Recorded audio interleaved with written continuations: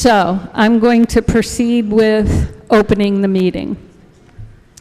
We do have a quorum present. I'm told, last time I was told about 15 minutes ago, we had 114 then, and I think there are additional people that have come in.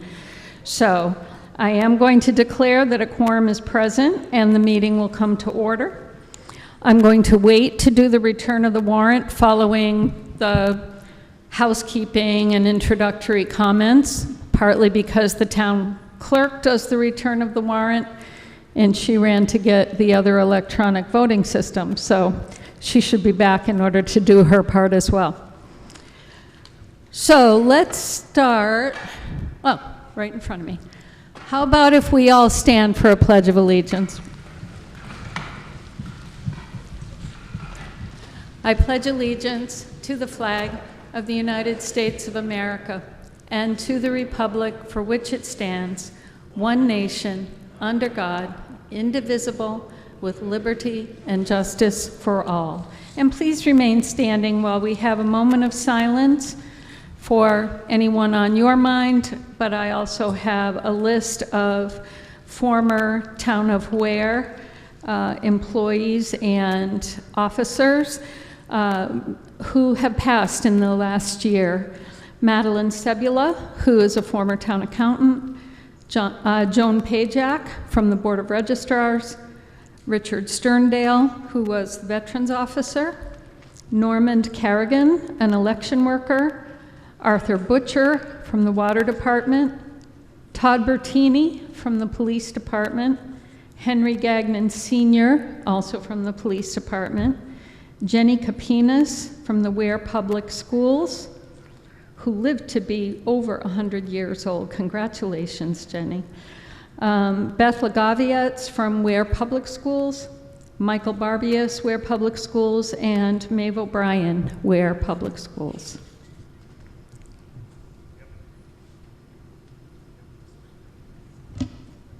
And you can please be seated. I wish to thank the following for their ongoing support and for their ongoing support and tremendous assistance in bringing forth town meetings to you, the voters of the town of Ware. To Stanley Chukai for his long-standing consistent management of the sound and recording systems. To Mike Brown, Duncan, I forget Duncan's last name, hey. And Bill Alderman and Mr. Lovato from the school and high school principal Scott Slattery for their support and cooperation with accommodating the venue changes. And Mike and Duncan are also a huge support for the IT components and the electronic voting for us as well. To Anna Marquez, the Ware Building Commissioner, for working with us to determine parameters for venue size and seating to assure emergency egress and occupancy are defined and enforced for public safety. To Ware Police Chief Sean Crevier and Fire Chief James Martinez for providing enhanced staffing for crowd management and enforcement of safety and meeting procedure. To Nancy Talbot, Town Clerk, and Kathleen Galford, Assistant Town Clerk, for their attention to detail and suggestions with all systems to assure voter check-in, electronic voting, recording, and reporting of votes are appropriate and legal. To Stuart Beckley, Town Manager, to Nicole Croto, Executive Assistant to the Town Manager, and to Nicole Constanza, Town Council, for their assistance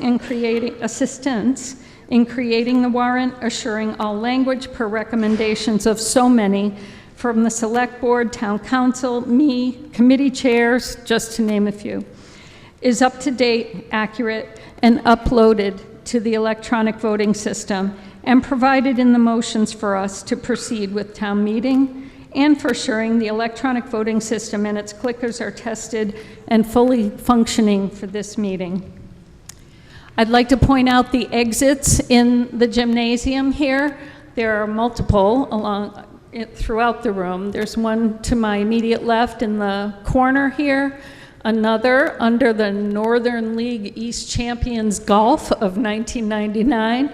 3 that you came through when we came in to sign in as a registered voter. There's one in the back corner over that way, and there's another in the corner on my right. I'm going to ask that you silence all cell phones and radios, and I don't know if anyone does pagers anymore, but if you have one of those, silence it as well.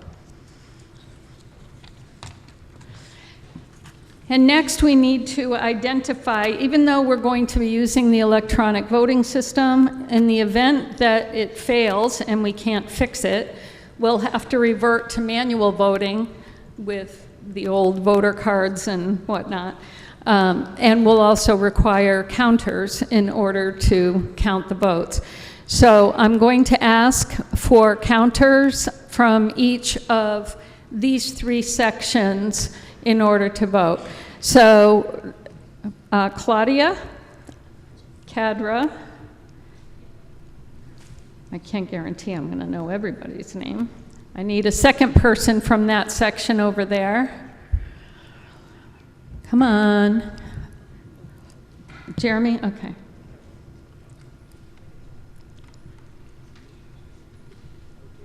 And if we're, Jeremy and Claudia, if we do go to manual vote counting, can you also do those of us that are up here? Okay.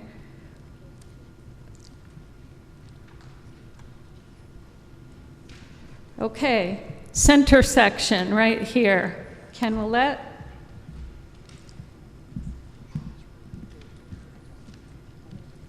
Second person, Mel Witham. I hope the last 2 are people I know so I don't blow it with knowing everyone. And 2 people from that section over there. I can't see who you are. Oh, Janice, sorry.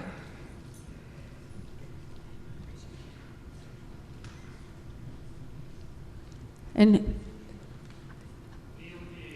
oh, okay, Neil, thank you.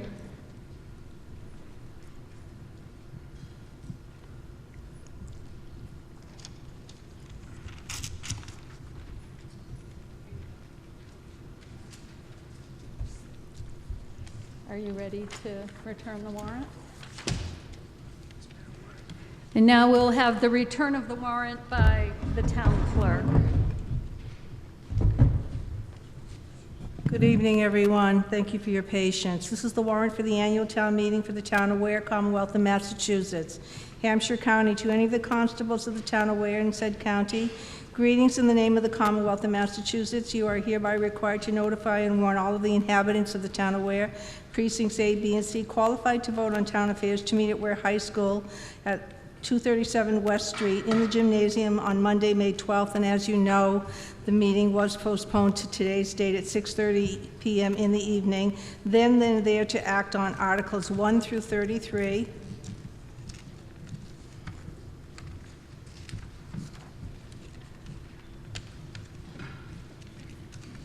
Sorry, dry hands.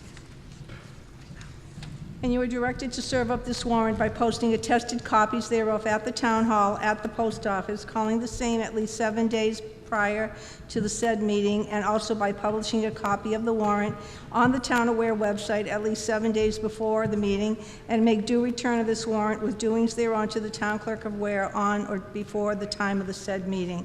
Given under our hand this 15th day of April 2025, Select Board members Nancy Talbot, John Desmond, Josh Kuznier, and Jack Cassio.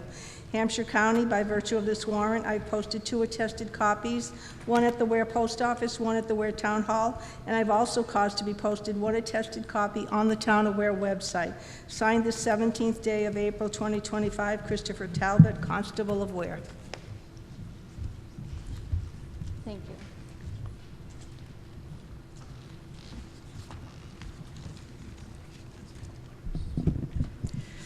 According to the Town of Ware Charter, all legislative powers of the town shall be exercised by an open town meeting.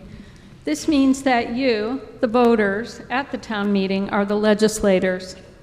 When an annual or special town meeting is planned, a warrant is prepared by the Select Board. The warrant is basically the agenda. Once the warrant is finalized, the various topics on the warrant become the articles upon which we act. That is, we make motions to dismiss, we discuss those motions, we amend or change them, approve them or not approve them.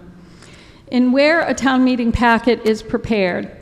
The packet lists each article, perhaps supportive information about the article, the meaning of a negative or positive vote, suggested funding sources if relevant, opinions of the town manager, select board and finance committee, and other pertinent boards or committees regarding the article. We act on the articles based upon motions that are put forth.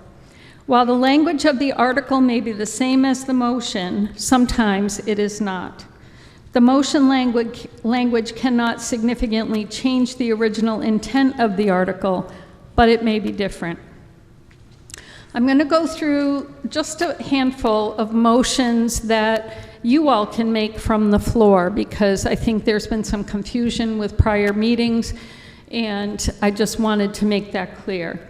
Registered voters, once recognized to speak, may initiate a variety of motions that may amend the main motion presented, so the one that I've read, dismiss the main motion, reconsider or rescind the final action or vote of a motion, and discussion or bypass or table a motion.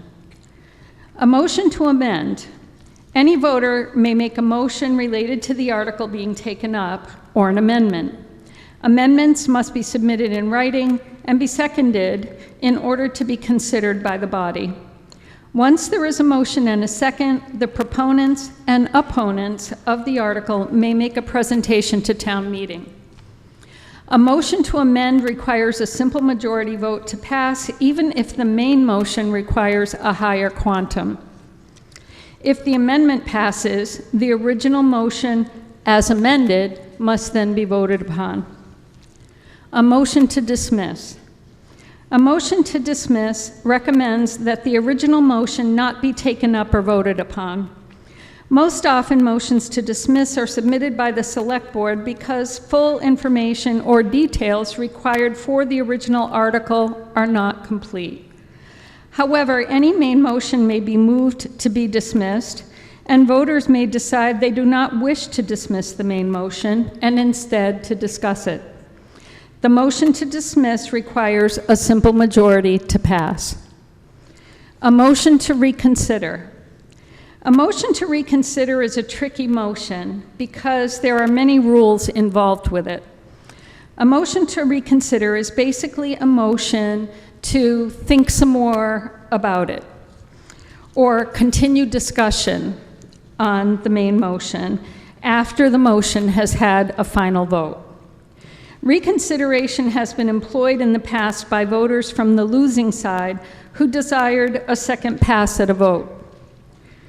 Unless there is a bylaw defining specific rules of reconsideration, and in where there is not, then reconsideration overall is at the discretion of the moderator. Generally, I allow a motion to reconsider only if the motioner references a clear technical or procedural error in the original motion, or if there is a compelling argument that important facts have yet to be presented. A motion to reconsider requires a simple majority to proceed. A motion to rescind or recession is a combination of reconsideration and a motion to annul the previous vote or action. In general, the same limitations and consideration for a motion to rescind apply as those for a motion to reconsider. The previous question, also known as moving the question, a motion to move the question is a motion to end debate. It requires a second and applies to the motion currently under debate. It requires a 2/3 majority to pass and cannot be reconsidered. The motioner must be recognized to speak by the moderator. The moderator may exercise discretion in allowing a motion to end debate if he or she believes ending debate at that time would prevent presentation of important facts or insufficient opportunity for proponent and opponent opinions has been afforded. A voter who is presenting, so standing up to speak on the motion, the original motion, cannot move the question when they're done speaking. Voting. Ware adopted the use of electronic voting in 2021. Prior to 2021, town meeting voting was generally done by voters holding up a voting card. When voters checked in, their voter registration was confirmed, and they were then given a colored card which they held up when asked for their vote. We still bring these cards to the meeting for distribution and use in the unlikely event of a failure of the electronic voting system. Upon check-in, voters receive a handheld clicker to enter their votes with. Voters select yes or no, or do not vote, which is an abstention. While the clicker number a voter receives is recorded by the registrars at check-in, data from each clicker is not gathered and recorded. Only the summary data of votes is gathered and recorded for reporting by the town clerk to the AG's office after the meeting. The clicker number is recorded only to assure all clickers are returned at the close of the meeting. For votes that require a simple majority or 2/3, the moderator may declare the results based upon observation. If any 7 voters stand to challenge the moderator's declaration of a vote, a formal count may be made by the counters or tellers. However, electronic voting has virtually eliminated these manual counts and moderator's declaration of counts, since the electronic vote is actual and exact and provides us the actual versus the quantum. Secret ballots. Per the charter of the town of Ware, a secret ballot may be requested for any article by a majority of the voters. A secret ballot may be requested by 10 or more voters for articles pertaining to raising and appropriating, borrowing, or transfer of funds in the amounts of $75,000 or more.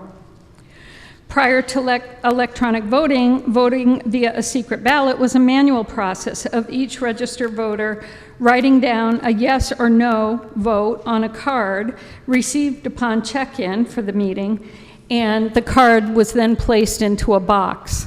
You might remember that. Then all votes were manually counted and verified. Electronic voting is in itself a secret vote by each registered voter. Data from the individual clickers, as I've said, is not gathered.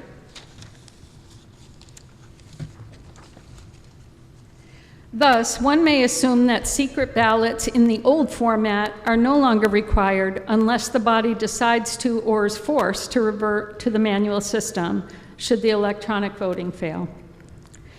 When you checked in, you, the registered voter, were issued a handset or clicker for your exclusive use during the town meeting. All handsets have been tested and turned on when given to you this evening. The device number issued to you will be recorded by the registration clerks for the purpose of tracking the devices only. The system does allow for verification that a vote from your device has been transmitted should there be any concern or question. However, your actual vote is not recorded, and no data about you or your vote is collected, maintained, or reported.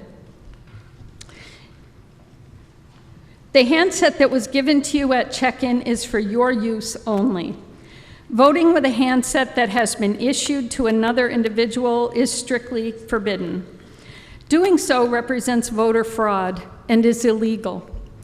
This has been cited, and a town meeting member at a town meeting in Mass who voted twice using his own and a friend's device was charged with voter fraud. If you need to temporarily leave your seat during town meeting to speak, please keep your handset with you. Never leave your handset unattended in the auditorium or hand it to another person for safekeeping. If you need to use the restroom, please leave your handset with a staff member at the exit, and we do have staff posted at each of the exits. This is to preserve the validity of the vote. We begin our meetings with one or more test votes to get everyone comfortable with the voting procedures. You see a test question on the screen on the stage. If you haven't done so already, please respond yes or no to the question on the screen.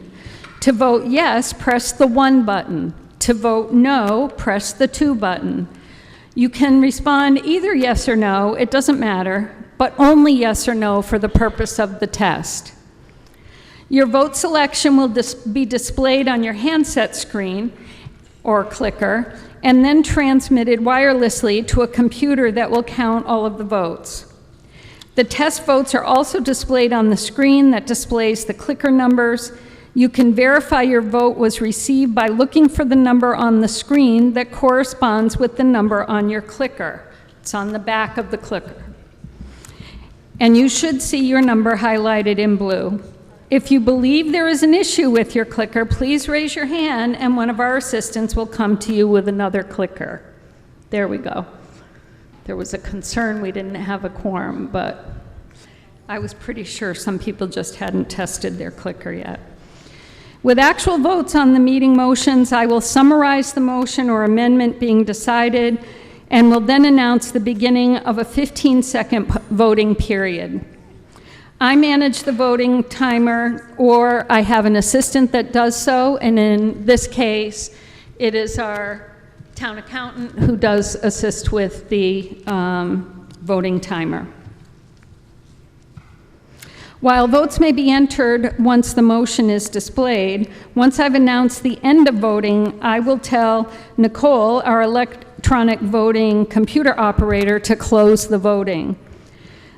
The results totals, not this screen, will be displayed and I will announce the results. Only vote totals will be permanently recorded, so your vote remains private. During that 15-second voting period, should you accidentally press the wrong button, you can change your vote just by pressing the correct button.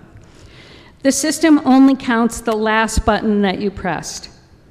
The other buttons on the device are not activated, so if you try to submit a vote with any other button, the vote will not be received. It will be an abstained vote, or as if you did not vote at all. Abstained votes are not counted. If you do not want to participate in a particular vote, don't use your handset during that voting period. Tonight, we will be undertaking discussions and voting on warrant articles that may raise much discussion, passion, and emotion. We have attendees this evening who are watching the meeting from the Kiva down the hall. Those attendees are non-registered voters and non-residents. Tonight's warrant calls for discussions and votes by Town of Ware voters only, and therefore I will not be entertaining non-residents or non-registered voters who are not Ware officials or department heads to speak or present. We have received no requests, well, I shouldn't say that. We have one formal slide presentation that will be presented tonight on the charter. Speaking at town meeting, after a motion is read, attendees may ask questions or argue in support or opposition to the motion. Any voter wishing to speak must raise his or her hand to be recognized to speak by the moderator. No person shall speak until or unless recognized by the moderator. Once recognized, speakers should state their names and street address. Speakers must speak through one of the microphones provided. There's a microphone over to my left, about halfway down the aisle.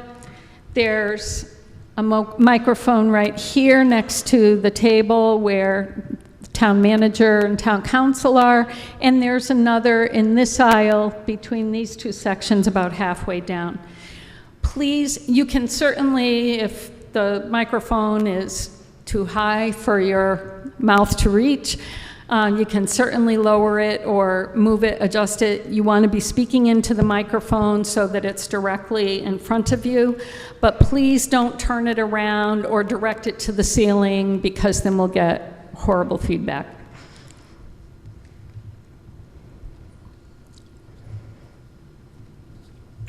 Speakers and presenters are encouraged to carefully think through what they wish to say, to limit themselves to the subject or motion under discussion, to be brief, to the point, and to avoid repetition. Generally, I limit each speaker to a total of 5 minutes. That means a total of 5 minutes, even if you're speaking 3 times on a motion. As the moderator, I'm charged with assuring the meeting attends to the business as presented in the warrant efficiently. I do keep an informal record of speakers and their presentation or speaking times. Debate is encouraged, but personal attacks are not. We can disagree without being disagreeable. All debate will be conducted in a respectful and courteous manner. Debate is presented as speaking your thoughts through the moderator to the body, and not between 2 or more individuals. All speakers must be recognized each and every time they speak. Back and forth between speakers may not be encouraged or continued by the moderator. Comments by all speakers will be limited to the content of the motion, not to the merits of those presenting their viewpoints, and not to extraneous stories or details. Comments must specifically pertain to the main contents of the motion presented and not to extraneous stories or details. I repeated that because it's important.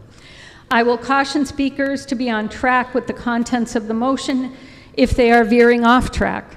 If you fail to course correct, you will be told to cease and to be seated. Mass General Law, Chapter 39, Section 17 of the Town of Ware Home Rule Charter provides that the moderator shall regulate the proceedings, decide all questions of order, make public declaration of all votes, and may exercise such additional powers and duties as may be given to moderators under the Constitution and state law of the Commonwealth. This Mass General Law, Section 17, specifically states that no person will address the meeting without being recognized by the moderator. All persons shall, at the request of the moderator, be silent. If a person, after warning from the moderator, persists in disorderly behavior, the moderator may order him to withdraw from the meeting. And if he does not withdraw, may order a constable or any other person to remove him in some convenient place until the meeting is adjourned. This is not debatable, subject to any opinion or interpretation. If the moderator orders a person to be removed, it is understood that such removal is for the remainder of the meeting session, unless otherwise stated by the moderator. Regular attendees of Ware Town meetings over the past 17 years are well aware that I advocate for open, respectful discussion. I also advocate for anything new or different to be said. Once speakers are repeating other sentiments or simply standing to say, I agree or disagree with the previous speaker or the one before him or her, I will end discussion and call for a vote. Expression of such agreement or disagreement is ultimately expressed via your vote anyway, isn't it? And comments such as this are unlikely to sway anyone else's position on the matter. Any questions before we proceed? Okay. And we have Article 1 before you. I move that the town transfer $871.27 from free cash in order to pay bills from prior fiscal years. We have 2 bills from CBS Xerox Company and Follett Content Solutions for $328.08 and $543.19. And this requires a 4/5 majority in order to be passed. Is there anything to be said on this motion? If not, we will open the voting now.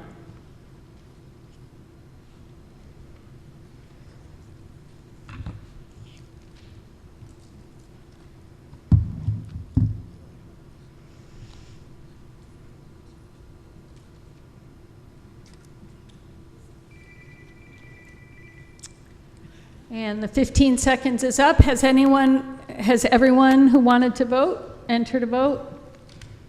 Thank you. We can close the voting, Nicole. And this motion passes by 119 in favor, 4 opposed, for a total of 123.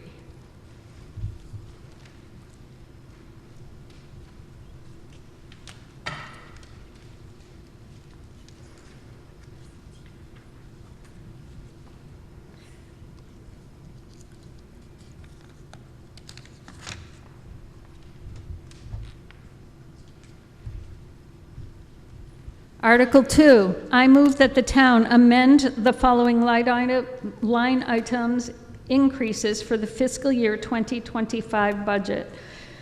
155-5200, information technology purchase of services, $12,500. 241-5120, electrical inspection salaries, $12,000 for a total of $24,500. And to fund these increases by transfer as follows: from 194-5100, facilities maintenance salaries, $24,500. I have a motion and a second. Is there anything to be said on this motion? Yes, sir, Dennis. The microphone's over there.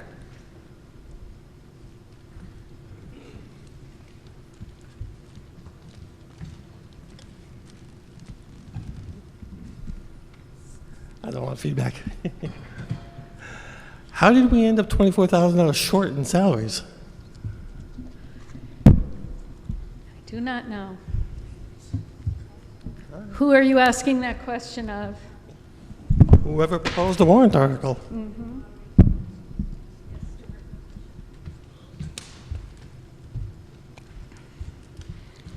Thanks, Dennis. The way we run short, and actually you may remember that we actually had already had town meeting appropriate additional funds in April for the same position.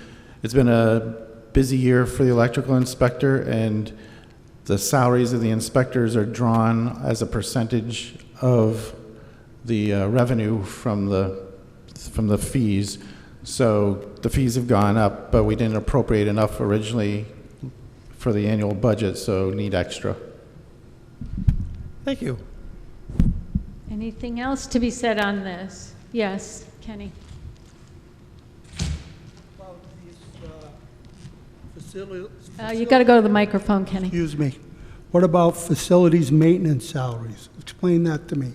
What is that relative to? The budget included a full-time position for a facilities manager. That position was unfilled for part of the year, so that line item had extra money, so we're just transferring it from there. Anything else?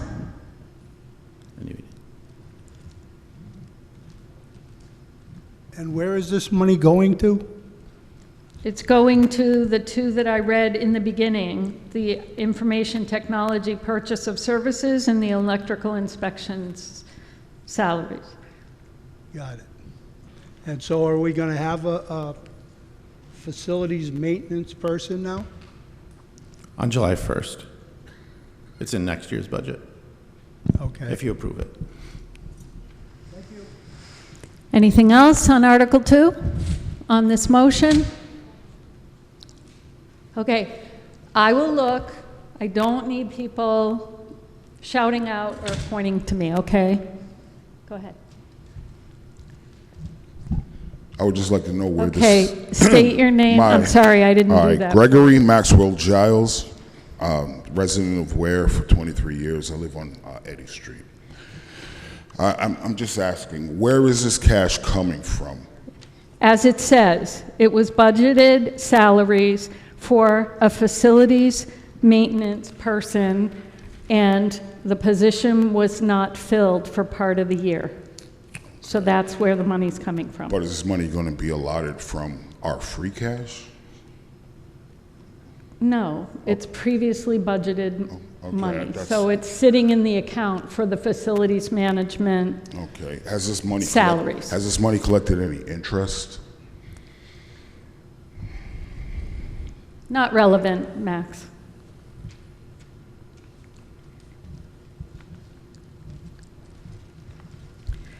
Anything else on Article 2, on this motion? Okay, if not, I'm going to open the voting period now.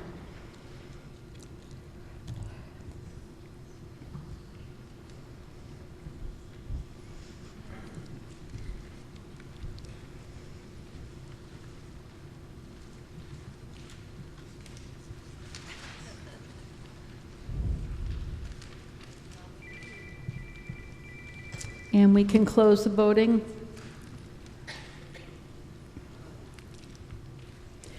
And this motion passes by majority with 107 in favor, 12 opposed.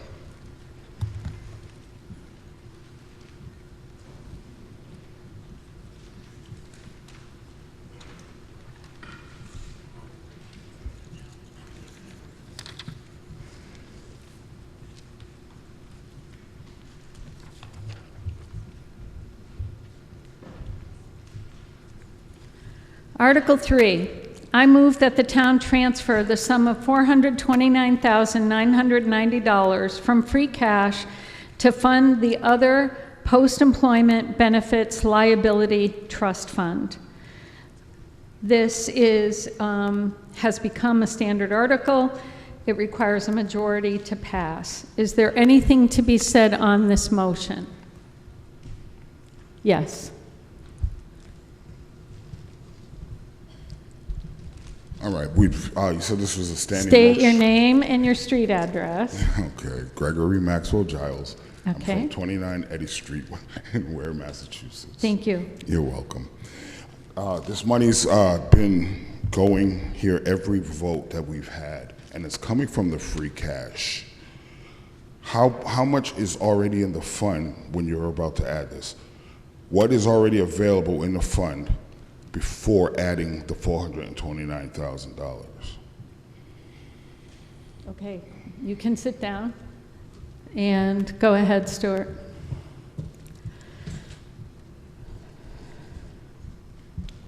In this fund, before adding the 429,000, approximately, I believe, 2.5 million.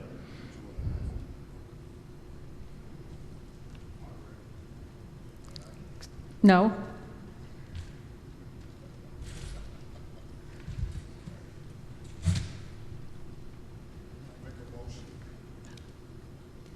You can be recognized. Go ahead.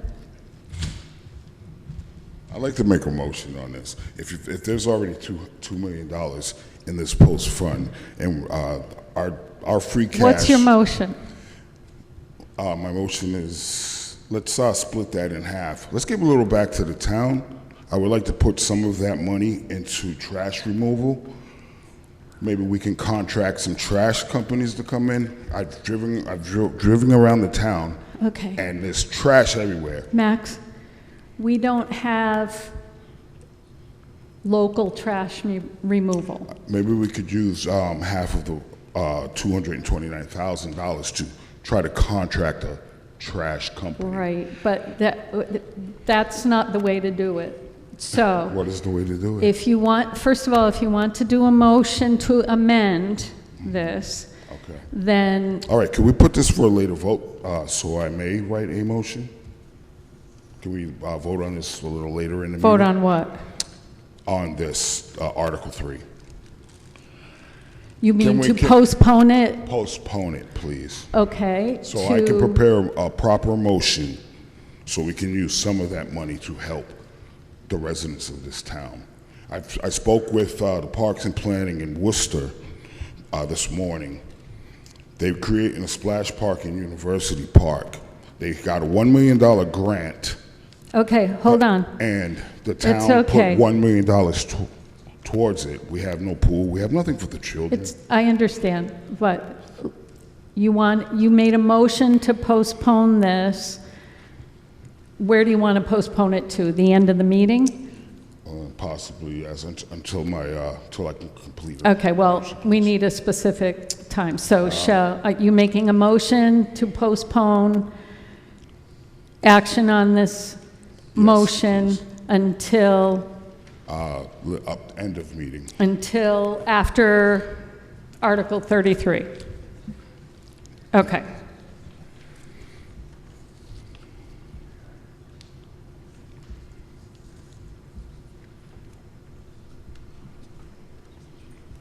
I'm writing this for you. Okay. I'll review it.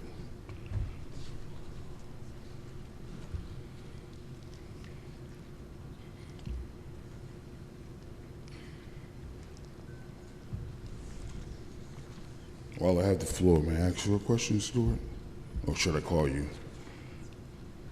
Ms. Moderator, may I please ask? I can't multitask that way. Hold on.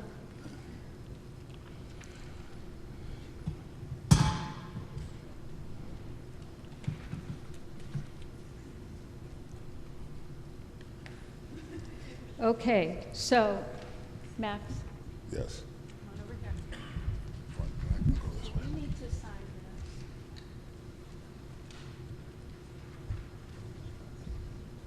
this. Sign it right here. You're making a motion. Yep. And you also need a second. Okay. Come on up, one of you, so that you can sign the second on this.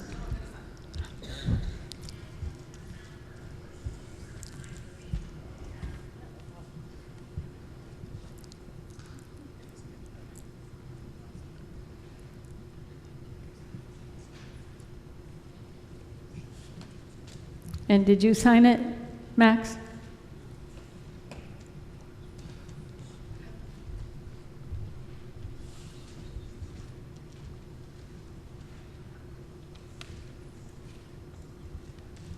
Thank you.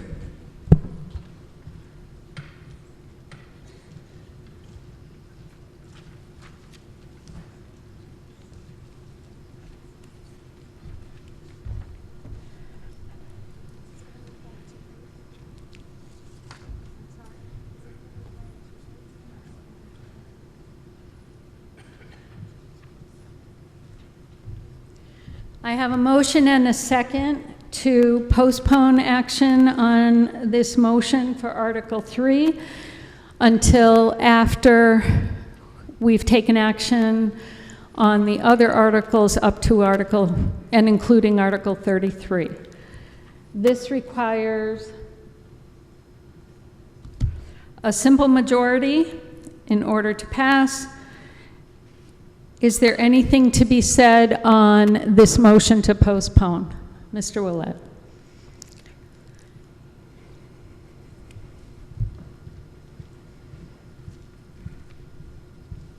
Ken Willett, Chair of the Finance Committee. Our town fiscal policies require a minimum of 15% of our free cash be allocated to this fund on an annual basis. This is the fund that allows us to put money aside for future obligations of retirees, and by not funding it at this point, we are passing that future obligation to future town meetings to fund. So it has been a long-standing practice of the town. It is in our financial policies. 15% of free cash goes to this fund to defer future costs and ensure that our retirees get the benefits that they're entitled to. Thank you. So, Ken, so are you, I don't want to put words in your mouth, but are you saying we should not postpone this? I'm speaking against the motion, yes. Thank you. Anything else to be said on the motion to postpone? Yes, Stuart. Just briefly, in addition to what Mr. Willett said about the importance of this money to this specific article, I think Mr. Giles might be better served to make an amendment to the budget article than to this article, and therefore I wouldn't recommend postponing it. Thank you.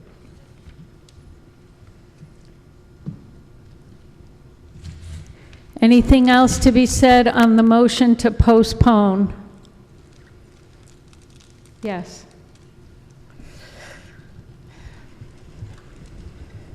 I agree with Stuart. I agree So that we are you should- withdrawing your motion to I- postpone? I agree that we should amend it. Make the amendment that only half of that money goes into the fund, and the other half goes back to the town. The other half goes back to trying to get the trash company, trying to get up for our pools and parks fixed. No, right now, we're talking about the motion to postpone. So, do you want to proceed with the motion to postpone, or do you want to withdraw the motion to postpone? I'm going to proceed with it because I tried to make a, Okay, thank you. okay, thank you. Anything else to be said on the motion to postpone? Okay, if not, please, we'll open the voting on this now.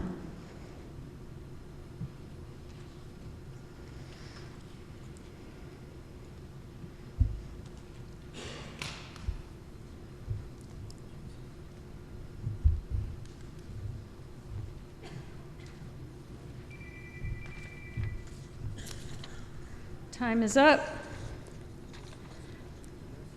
Let's close the voting on this motion to postpone.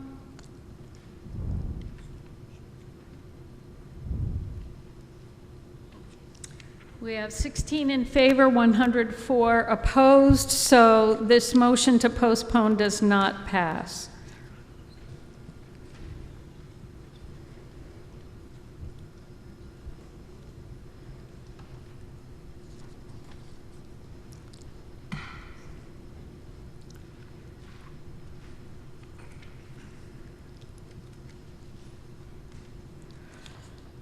Okay. And that puts Article 3 back before us.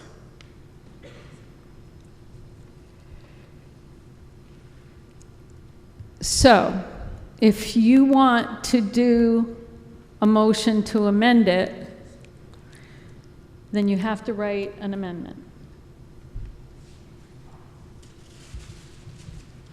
I have the form.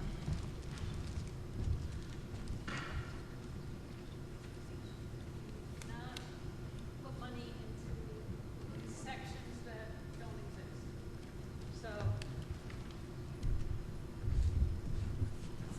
So while you're drafting that, can you just tell me what it is,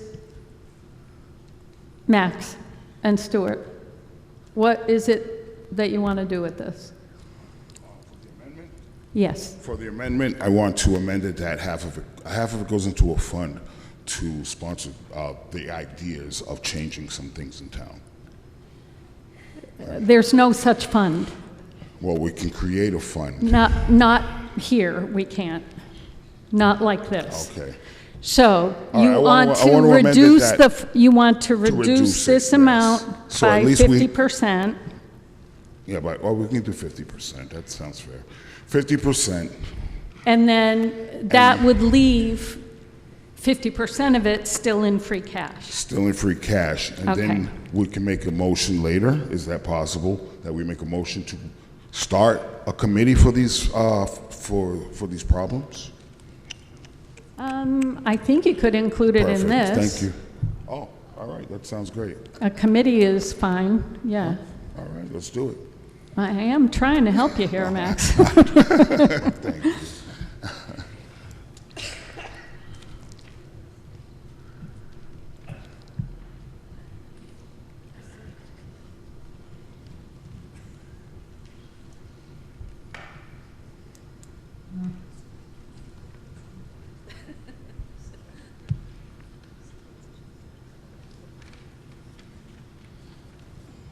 You're sort of keeping it basic, right, Stuart? Don't mess it up, Stuart.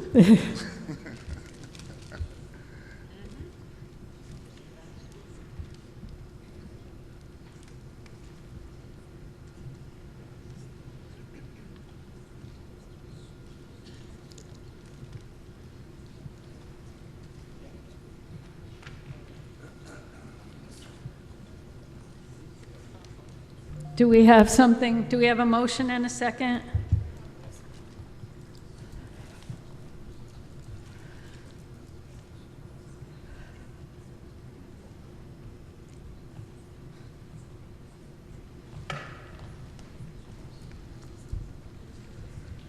Okay. Do we have a second? There you go.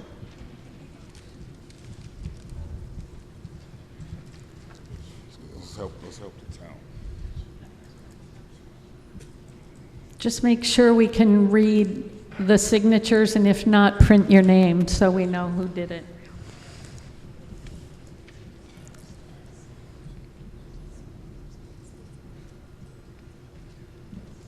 Okay, now let's read your, give me your motion here and I'll read it.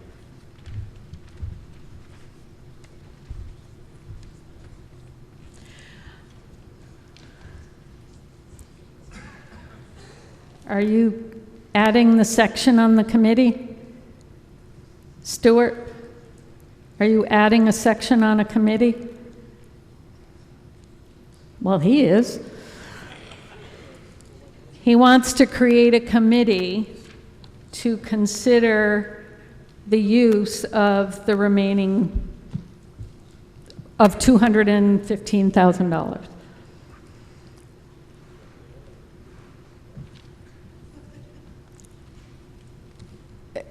Do it where? Yeah, we put it in here. So we have a motion to amend the amount appropriated for the OPEB to $215,000, and further that a committee be created to be appointed by the town manager for the purpose of exploring options for the use of $215,000 from free cash. I mean, I don't even know if that's legal, but it's what?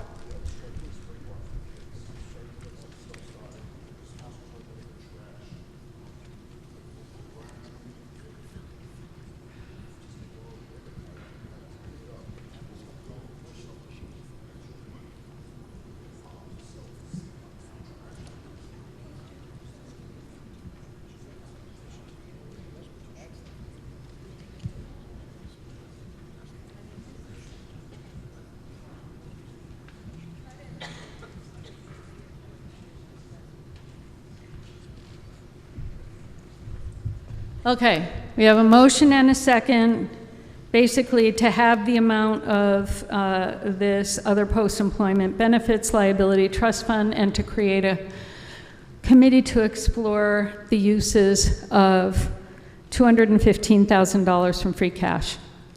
Is there anything to be said on this amendment?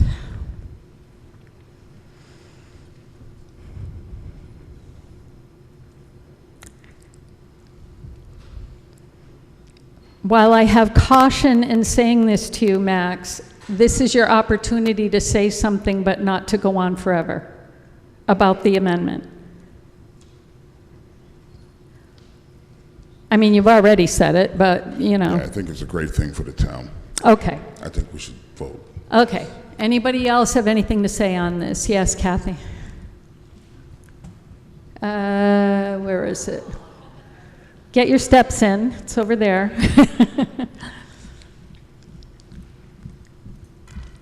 Kathy Cassio, 95 Church Street, just because now I'm confused a little bit. So if, I understand what you're trying to do, but if this gets voted down, what would then be the next step, Kath? Are we back to? The original motion. It will go back to the original motion? Yes. Okay. So I do want to speak to say, just like in big government, if we don't fund the things that we're required to fund, we're only hurting ourselves in the future. There was a reason that the town came up with identifying a percentage of free money, so we didn't just, like we've done in the past, willy-nilly spend it all, and then we've got these things that we have to fund, and then we have no money, and then we're taking it from things. So be cautious with what we're doing. This was a certain amount, it was a percentage of free cash. That's not all our free cash. It was a percentage. So I just caution everybody, I personally think we should stick to where it was. Thank you. Anything else to be said on this amendment?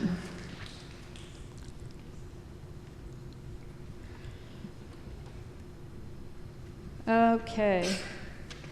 If not, you can sit down, Max. If not, we're going to open the voting now. What, oh, you got to put it in there? Oh, you need it.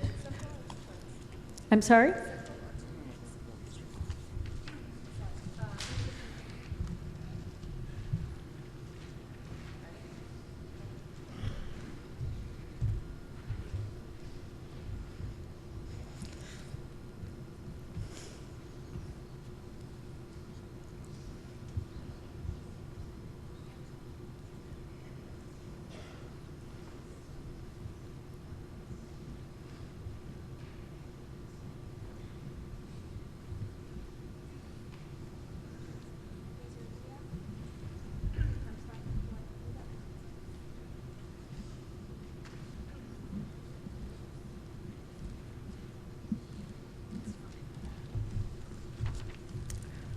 Okay, and we are going to open the voting now.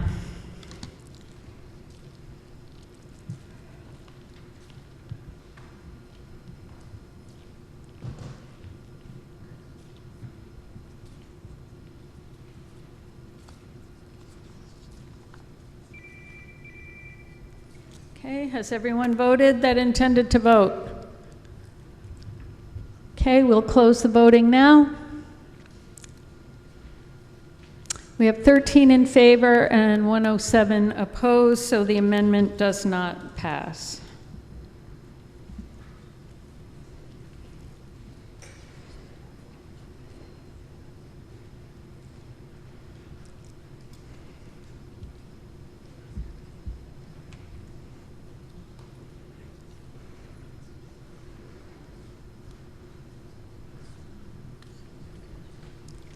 And the original motion is before you, which is, I move that the town transfer the sum of $429,990 from free cash to fund the other post-employment benefits liability trust fund. I'll get it to you. Yes. Paul Harper, Bacon Road. I would like to call Article 3. What do you mean, call it? Requesting that we call for a vote. Move the, no shouting out there. You want to move the question? Correct. Okay. So moving the question will end debate. We have to vote on moving the question. Let's see.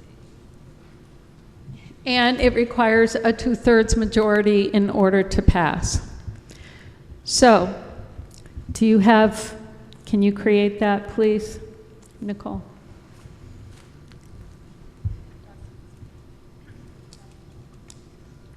Yep. And we will open the, what?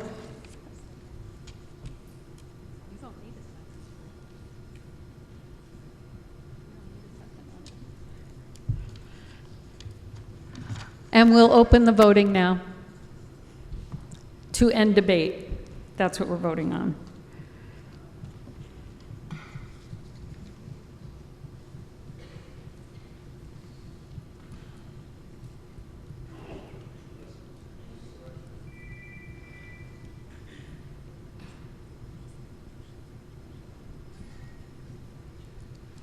And voting is closed.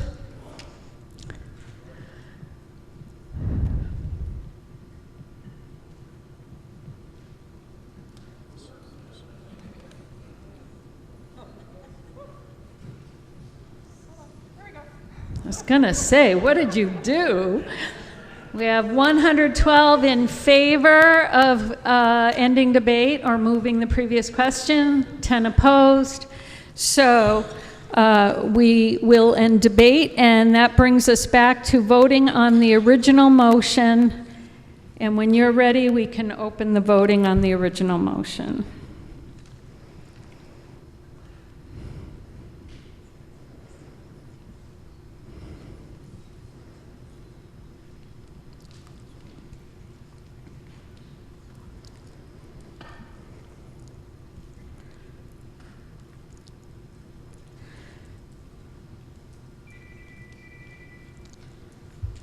And we will close voting on Article 3.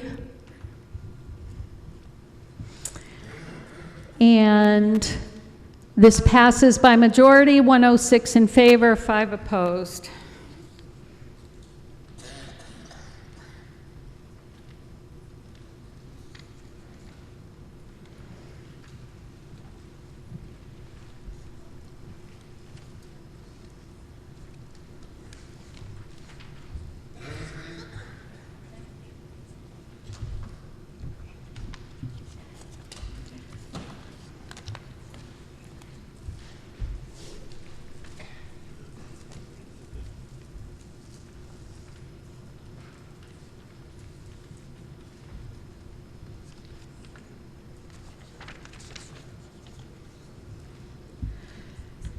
Articles 4 through 13 are a consent agenda that we've now done for a few years in a row.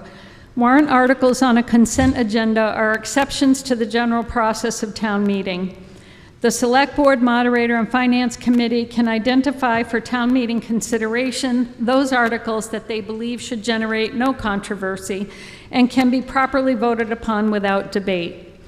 These articles are put on the consent agenda to allow motions under these articles to be acted upon as one unit and to be passed without debate. At the call of the consent agenda, the moderator will read out the numbers of the articles one by one, and I'll just give a phrase of a summary of it.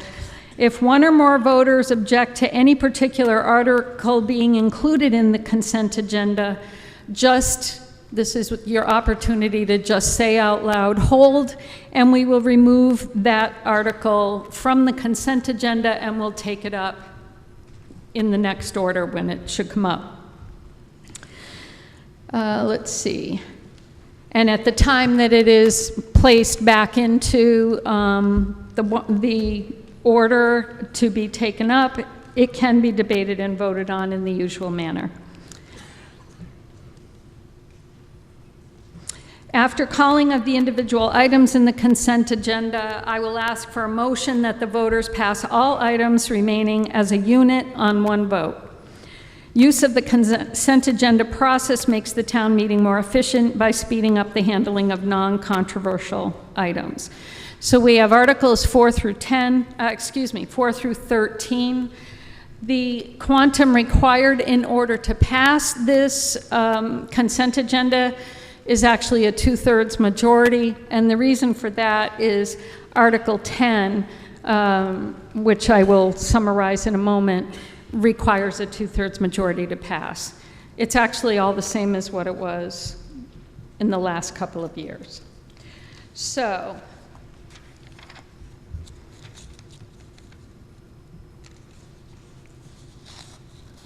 Article 4, that is accepting the reports of town boards and committees. Article 5, authorizing the treasurer tax collector to enter into compensating balance agreements. Article 6, the town accepting and appropriating any grant funds awarded to the town under the Community Development Fund. Article 7 is accepting state and federal educational grants in any amount to be expended by Pathfinder Regional Vocational Technical High School District. Article 8 is accepting state and federal educational grants awarded to the Ware Public Schools. Article 9 is authorizing the Select Board and the Town Manager to apply for, accept, and expend grants or donations from state, federal governments or agencies, institutions, individuals. Article 10 is a borrowing article. It authorizes the treasurer to borrow the sum of $424,824.61 to be expended for road repairs, and that is reimbursed. It's in anticipation of reimbursement under the Chapter 90 State Highway Aid Program. Article 11 establishes spending limits for the revolving funds and this is per a general town bylaw. Yes? Hold Article 11. Okay.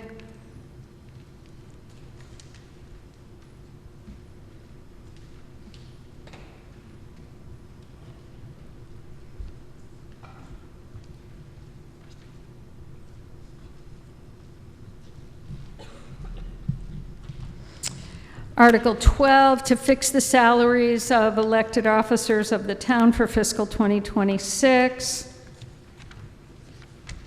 And Article 13, to appropriate $30,000 to fund the Employee Compensated Absences Reserve Fund.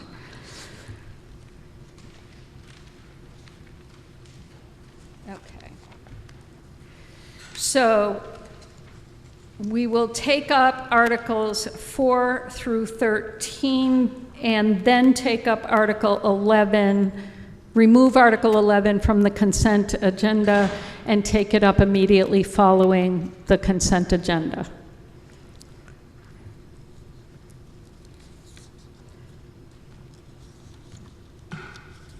Okay. And the purpose of the consent agenda is that we just proceed with the vote on it.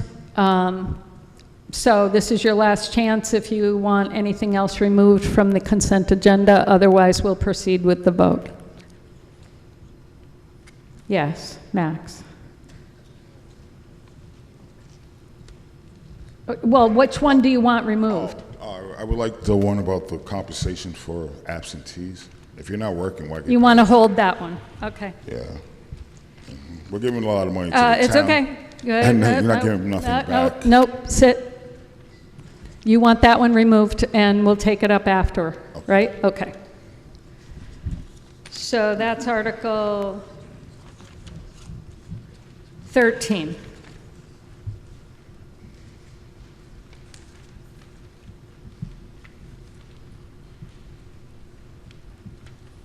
Okay. So we will proceed on a vote for Articles 4, 5, 6, 7, 8, 9, 10, 12. And the motion is that they be passed by consent in accordance with the motions in the consent agenda distributed. And we can proceed with voting now.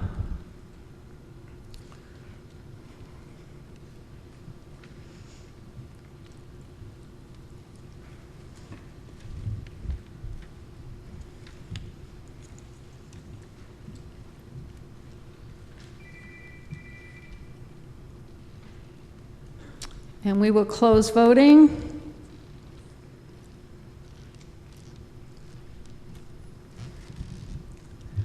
And we have 109 in favor, 2 opposed, so this does pass by greater than 2/3.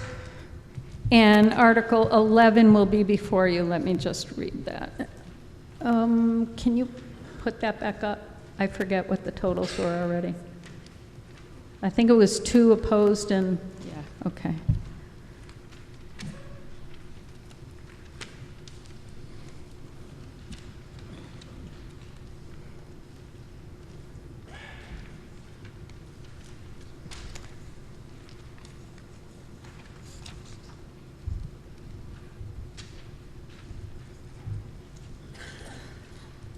Okay.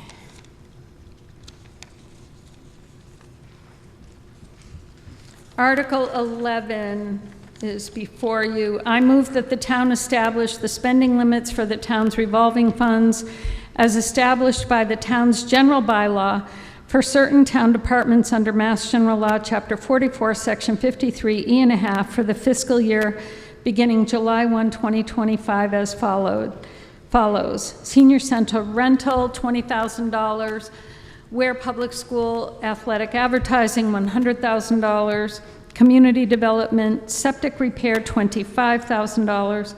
Community development, $120,000. Cemetery maintenance and burial, $10,000. Bulky waste, $15,000. Is there anything to be said on this motion? I need somebody to write this as a separate motion, by the way, because I don't have it. I just read it from...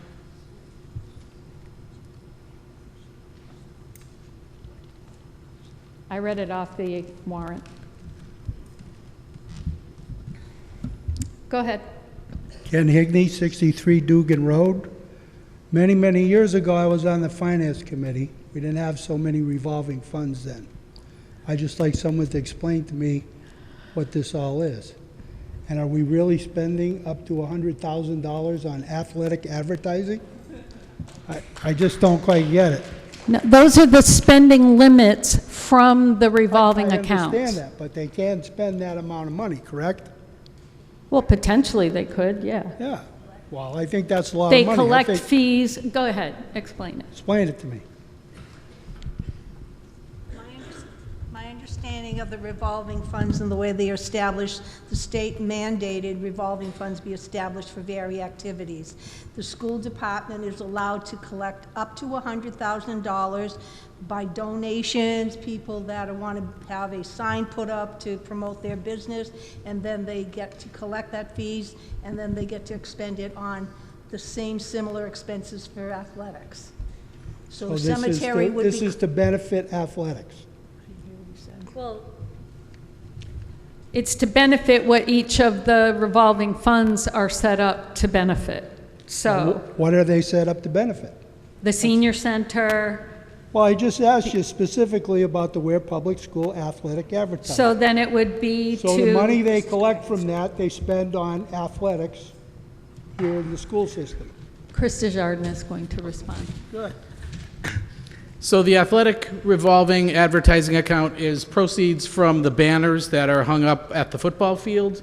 There's $10,000 in the account, so it's never really gotten anywhere near $100,000. I think somebody was overly optimistic about 20 years ago when this was started and put that figure out there, and it's kind of hung around ever since, but there's never been any kind of spending anywhere near that. The money is to be used to benefit the athletic program since the advertising revenues are from the athletic fields. Are you all set now, Ken?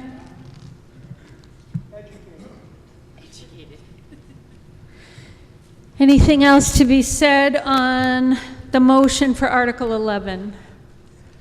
Yes. I would move to call the question. Excuse me, Pardon state your me. name and your street address. Sean Keon Robinson, 15 North Street, and I would move to call the question. Okay, I don't think we need to do that because we've had very little discussion right now, but I'm going to be limiting it shortly. So, Max?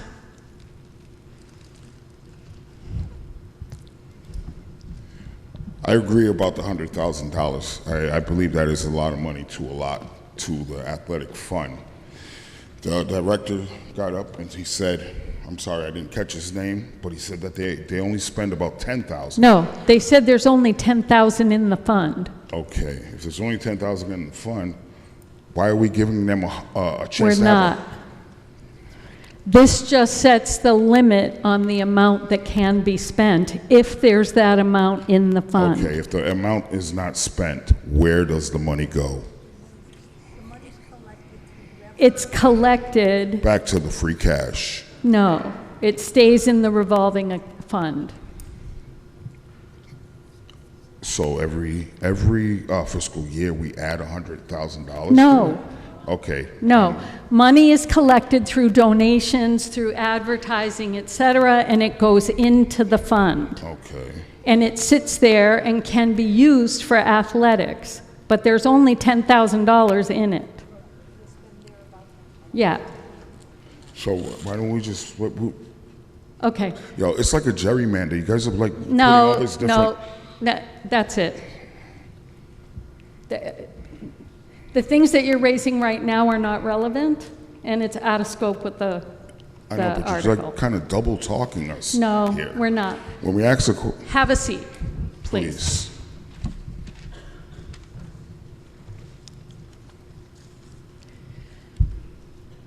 Anything new and different to be said on this motion?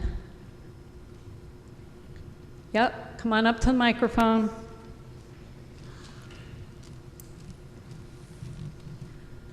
Hi, I'm Liz, and I live on Munson Turnpike Road. Liz. Saigon. Okay.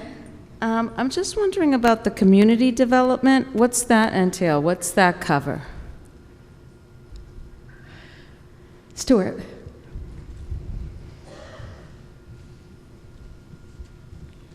The Community Development Fund is under the purview of the Community Development Authority. It's for housing and primarily economic development assistance to residences or businesses, particularly in a certain income qualification. But the application is through the Community Development Authority. Can I ask a question about that? How about it would not have anything to do with a recreational department that could help the people that need that money to give them more Okay, but activities your to do? question has to do with the Community Development Revolving Fund. So we've explained what that revolving fund is for, So it does not have to do with a recreational Correct. department for the youth? Correct. Okay, thank you. And anything new, Max? On her point about Gregory Maxwell Giles from 29 Eddy Street. All right, on her point about the recreational fund or the housing fund, that money is not truly being used for that. Okay. Because it's The new. question, We were that's- talking about the school. No, we're not going to take this further. If you have a question about a specific fund and its Okay, purpose, yes. All right, that's the it. purpose of the housing fund. There is why no that- housing fund. What is the community fund? The Community Development Fund, you've just Stewart received. got up and said Okay, that it was please about be seated, Max. helping Please be impoverished seated. families. Please There's be no seated. help. There's an application process. You can discuss it outside of the meeting. Please be seated. I'm going to end discussion on this motion.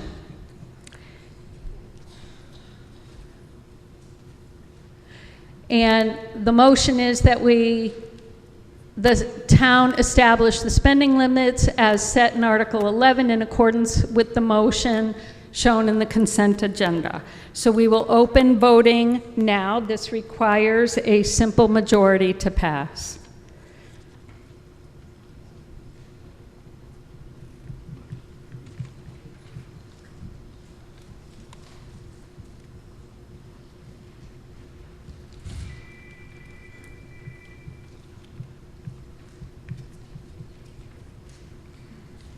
And voting is closed. You have here that it required a 2/3 majority, but this particular motion only requires a simple majority, and we have that anyway. It's 112 in favor and 7 opposed.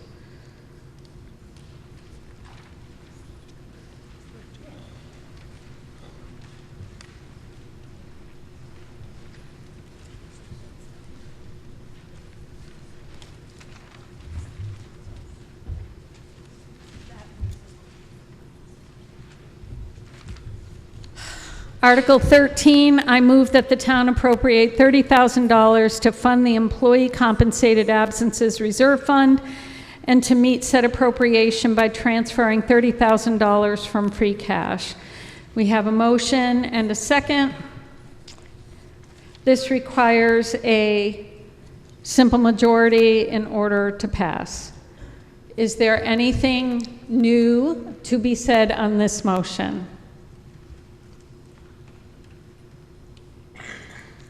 If not, we will open the voting now.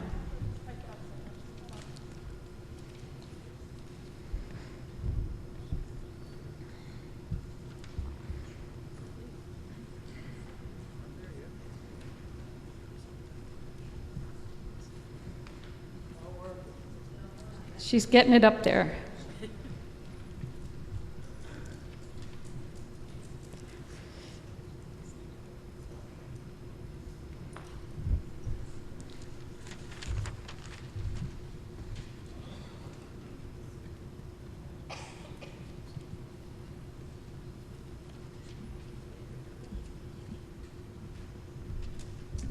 And we've opened the voting now.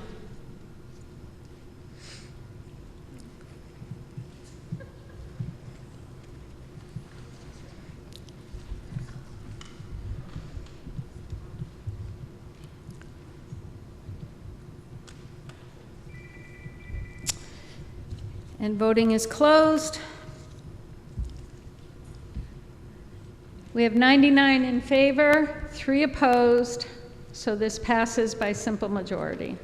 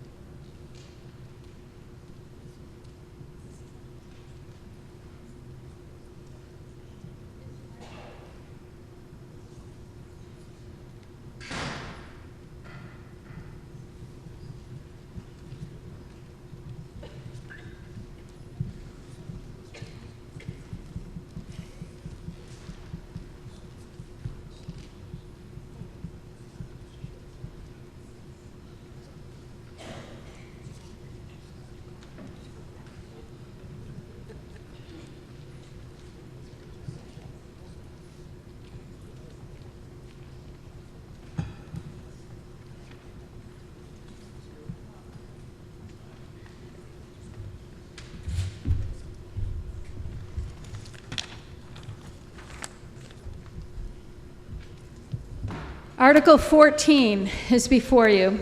I move that the town amend its general bylaws by amending Chapter 21, Section 6 to establish an inspection revolving fund in accordance with Mass General Law, Chapter 44, Section 53E1/2 as follows. The revolving fund is an inspection revolving fund for which the building commissioner or town manager have the authority to spend. The revenue is from inspection fees, and it'll be used for salaries for gas, electrical, and plumbing inspectors and begin in fiscal year 2026. And that the town set the fiscal year expenditure limit for the inspection revolving fund beginning July 1, 2025 to $75,000. This requires a 2/3 majority to pass because it is amending the general bylaws. Is there anything to be said on this motion? Yes, Ken.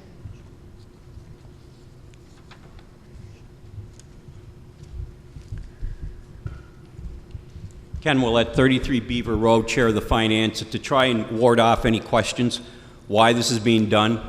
When electrical projects are permitted by the town, the applicant pays the fee towards the inspection cost. But on the very large projects, such as the solar field installations, that inspection activity is scheduled over several years. So we have the payment in the initial fiscal year, and the completion of services could be subsequent fiscal years, 2 or 3 years beyond. At that point, the money is not available to the town. The money that was paid in the initial year, what was not utilized, went to free cash. Then when we're presented the service invoice that following year for the inspector services, there's no funding attached to that, even though it was paid for in a previous year. The purpose of the revolving fund is to be that account that can accept the money and not have more than $75,000 in it. And then no matter when the service invoice comes in, it can be paid without us having to move money as we did at the previous special town meeting and in Article 2 tonight to cover the deficiencies in the inspector's salaries. So this is a mechanism that is being used to avoid us from having to move money at town meeting to cover deficits and to ensure the money is there when the inspector's invoice for services is presented against the applicant who paid for those services. And I hope that helps clarify it. Thank you. Anything else to be said on Article 14 on this motion? Careful, you almost raised your hand there. Okay, if not, we will open the voting now.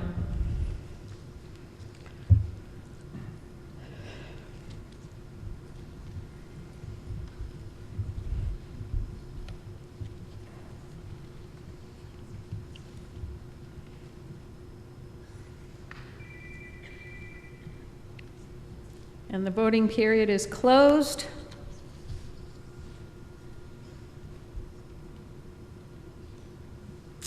And this motion passes by, it required a 2/3 majority. We have 104 in favor and 3 opposed.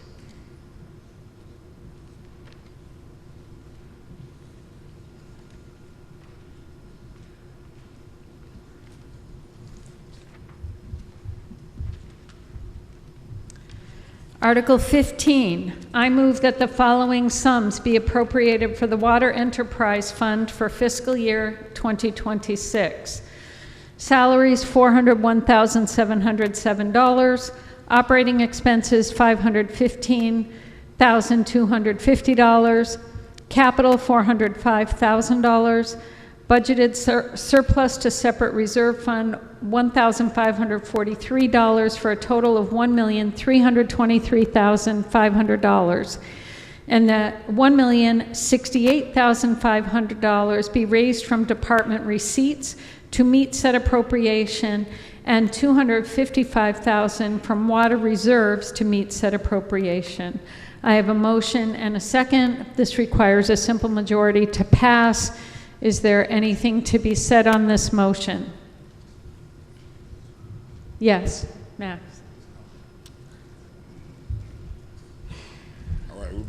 we've been doing this water fund enterprise for years now. In the last 8 years, this town has gone down. Okay, I was Okay. waiting for this. Okay. We have the Water Enterprise Fund. This is how we budget the water department Okay. from reserves and from receipts. So I need you to confine your comments to the water department, the purpose of this article, which is the water department's salaries and budget. Okay, for the budget, we're putting a lot of money into this enterprise, and it's not working. It's just not working. Our water's dirty. We all have to wear dark clothes because if we wash our clothes in this water, they become dingy. The water's Okay. terrible here. So why are we giving so much money every year to this fund and nothing is being done? That's a rhetorical question, Max. Is there It may be anything else you have rhetorical, to say about but it? is there an answer? No. Why? So just There keep my isn't mouth an shut answer and to your all rhetorical keep question, drinking the no. dirty water? At the moment, yes. Really? Yeah. Okay. Anything else to be Everybody's said? Okay, heard you that. need They to sit, do not Max. care. Max, this is not a performance, okay? So please be seated. I'm recognizing you and I'm giving you a lot of leeway, but you need to limit your comments, and then when I ask you to be seated, you need to be seated. Is there anything else to be said on the motion? If not, we will open the voting now.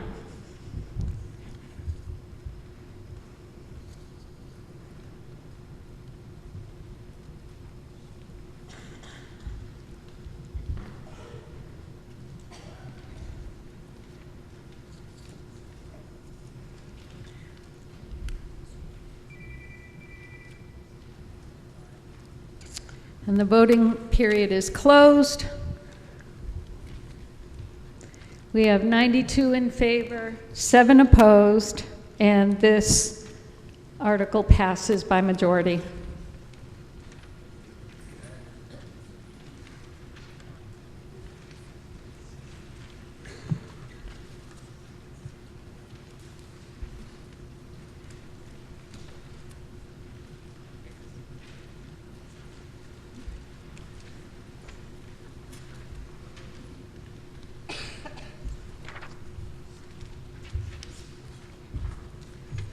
Article 16, I move that the following sums be appropriated for the Sewer Enterprise Fund for fiscal year 2026. Salaries, $321,237. Operating expenses, $653,700.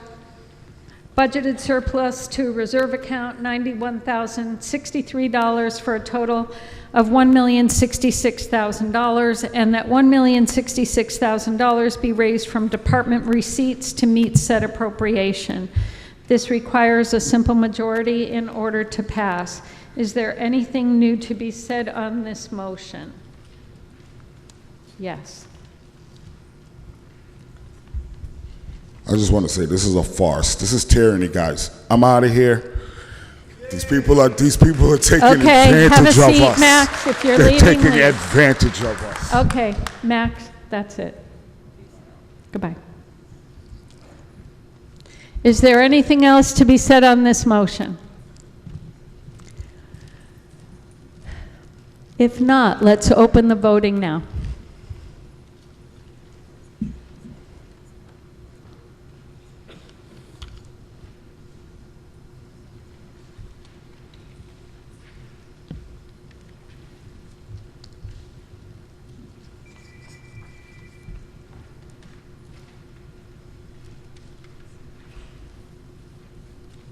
And the voting period has closed.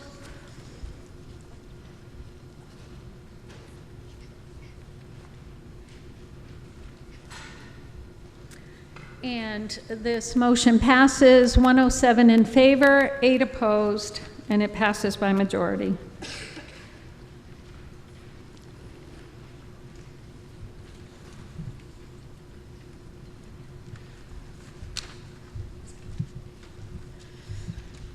Article 17 is before you.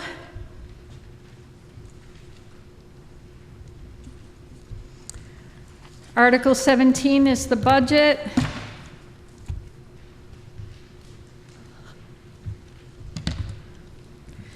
So the procedure that we followed in the past is the same that I'll be following now, which is I will read the line item for the budget and the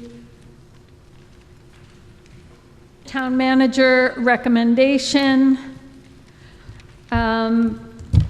If anyone has a question about any particular total or budget, then you just have to raise your hand and say question.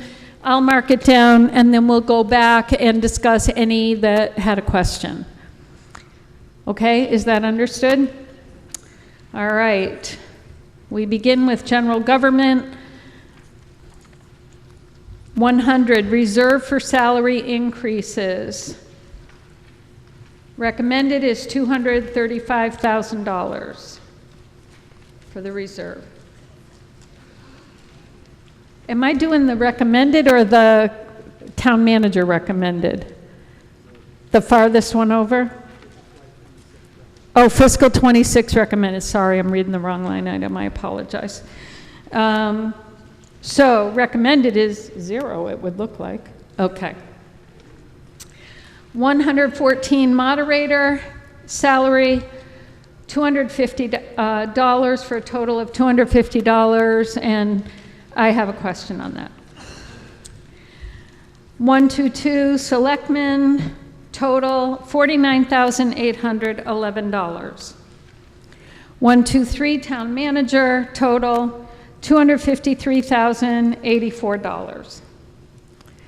131 finance committee, total $80,455. 135 town accountant, total $277,604. 141 board of assessors, total $220,215. 145 treasurer collector, total $311,727. 151 law purchase of services, total $80,000. 152 human resources, total $85,865.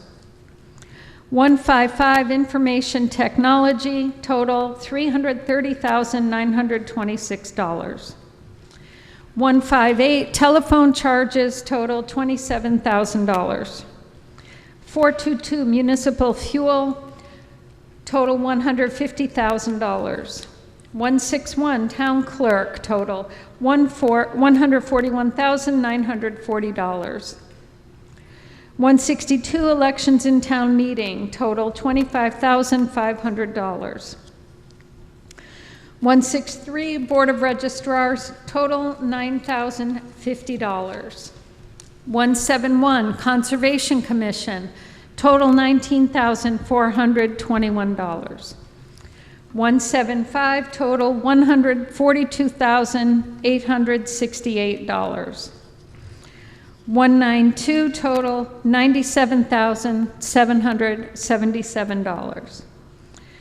194 facilities maintenance, total $183,970.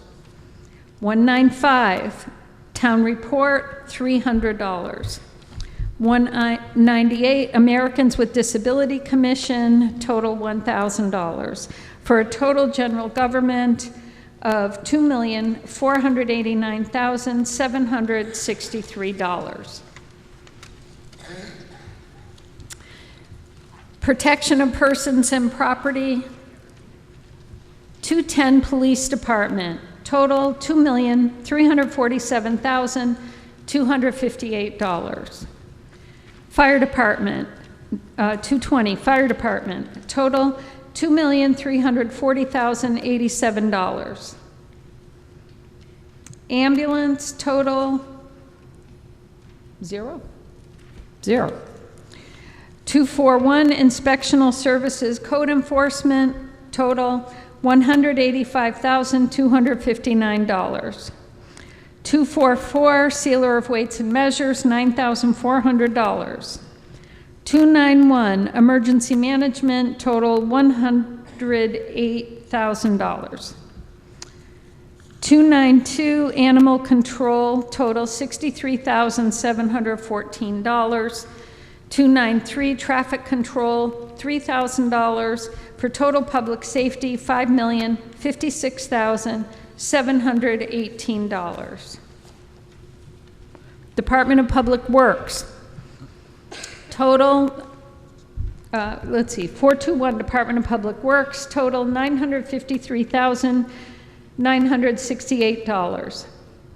423, snow removal, total $260,000. 424, street lights, $65,000. Tree warden, 0. Cemetery, 426, total $7,000, for a total Department of Public Works, $1,285,968. Health and sanitation, 510, Board of Health, total health and sanitation, total $31,815, for total health and sanitation, $31,815. Human Services, 541, Council on Aging, total $236,608. Veteran Service, total $234,000, for total human services, $470,608. Culture and Recreation, 610, Young Men's Library Association, total $370,519. 695, Historical Commission, total $1,000. 693, Parks Department, total $286,623. 694, Celebrations, $11,000. For total culture and recreation, $669,142. Debt and interest, 710, retirement of debt, $445,000. 720, lease, long-term debt, 0. 751, long-term debt, $139,000. 752, short-term debt, $35,000.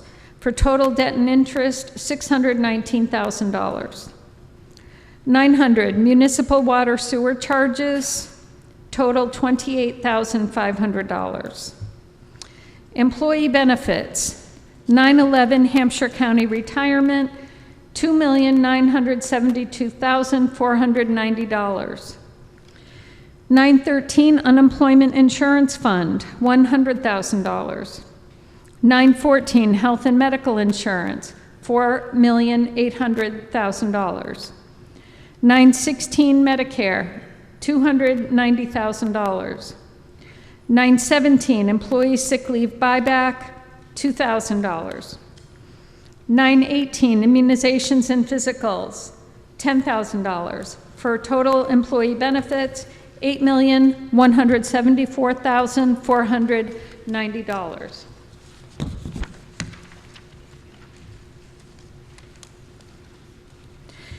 945 municipal insurance, $575,000 for total insurance of $575,000. Grand total town, $19,401,004.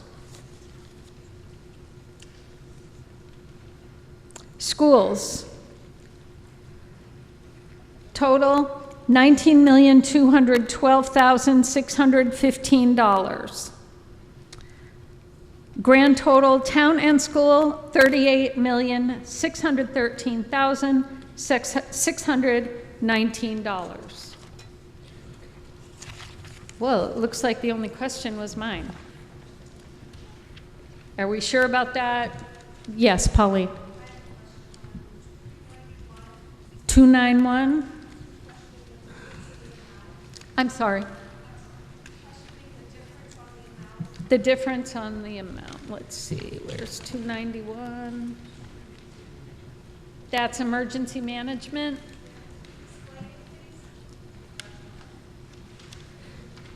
Oh, wait a minute, yeah, emergency management, operating expenses, $108,000, for a total of $108,000. Oh, because it's so much higher than previous? Stuart, can you explain that, please? I think it's for the central dispatch. Correct. It is. The town has participated in a regional dispatch system called Westcom. The past 3 years, it's been our costs have been covered by a state grant. This is the first year where the town begins contributing. This is 50% of the cost is the increase to this budget. Next year it'll be 75%, and the following year it'll be 100% of the cost for the town's share. It's a five-town regional system.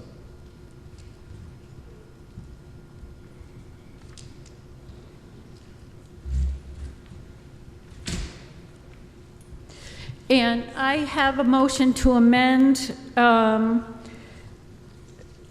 Article 17 by increasing the Parks Department budget purchase of services 693-5200 by $250 and to decrease the moderator salary 114 line item 114-5100 by $250.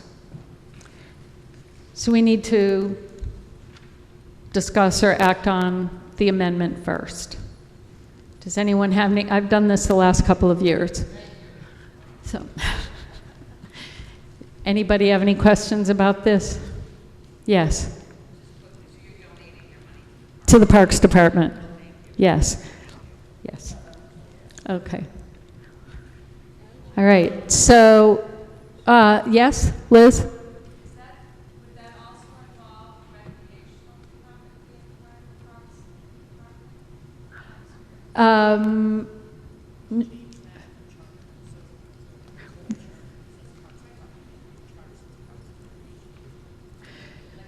So we have an answer, but the short answer is at the moment it's separate. It's a Parks Department. But we changed it in the charter, or in the proposed changes for the charter, from the Parks Department to Parks and Recreation. So whenever that goes into effect, then it'll be in Parks and Recreation. Okay? Somebody else had a hand up. Okay. All right. Well, if there's nothing more to be said, let's vote on the amendment to Article 17 by increasing the Parks Department purchase of services by $250,000 and to $250, I wish, and by zeroing out the moderator salary. Let's open the voting now.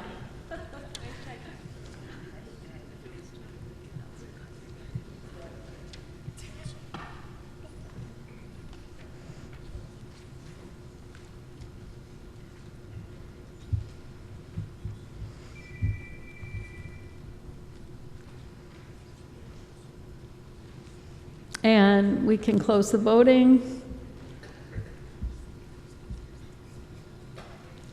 We have 118 in favor, 2 opposed, so this passes by majority.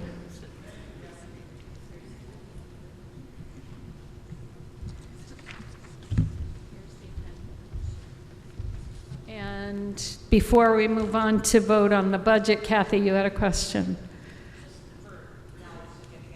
Talk louder.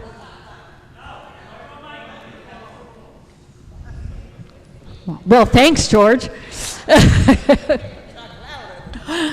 okay. Just wondering, 231, nothing in the ambulance. That's all. Simple question. Where'd the money?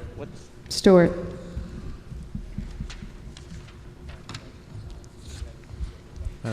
Thank you.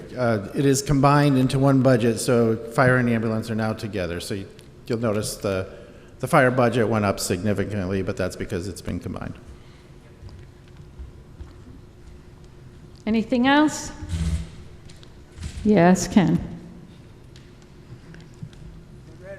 I almost said Max, but I was mistaken.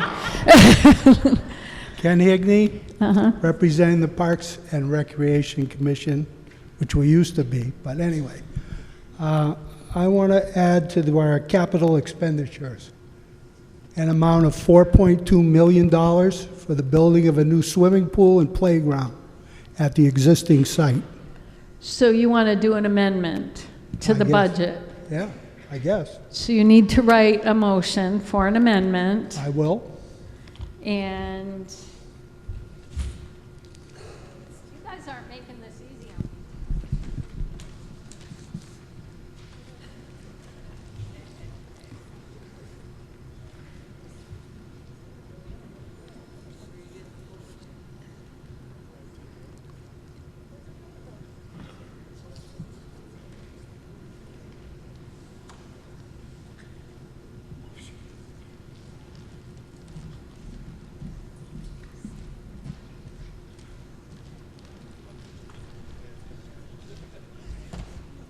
I have a form here, Kenny, if you want to come over here.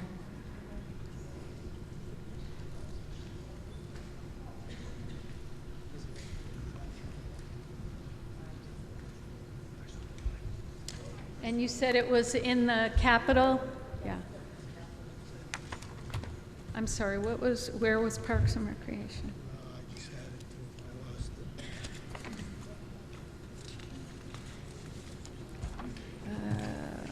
Here we go.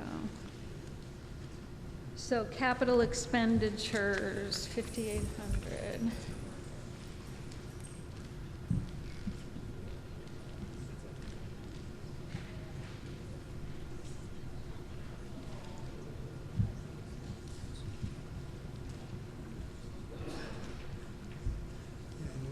Something like funding to be determined. No, we can't. No? If you're doing amendment, then you have to put the amount in. Oh, no, right. It's $4.2 million. But how are we going to raise it? That's my question. Well, that's what you need to say. Okay, by borrowing.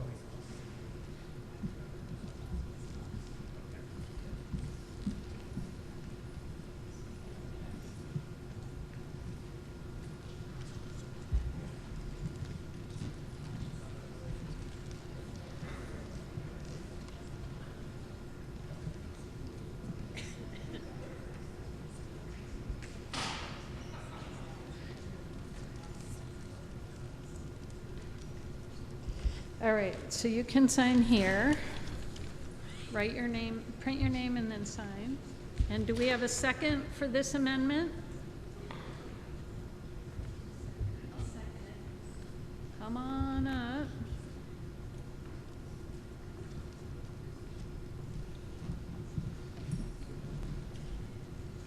Okay.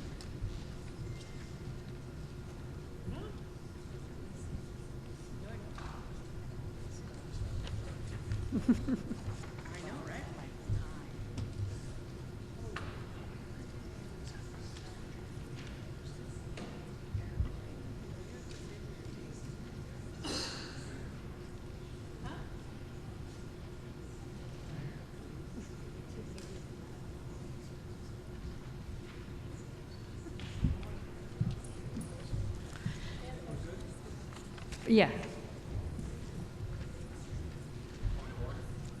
Wait a minute. I have a motion and a second to amend line item 50, I already can't remember what I wrote. The capital expenditures, line item 5,800 of 693 Parks Department, by adding $4.2 million to be funded by borrowing. Is there anything to be said on the motion? Mr. Willett?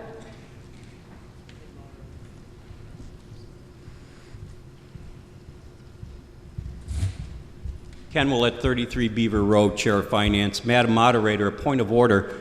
I believe that amount of money from a capital funding would require a specific article and a different majority level for voting, would it not? No, we have an article, Article 17.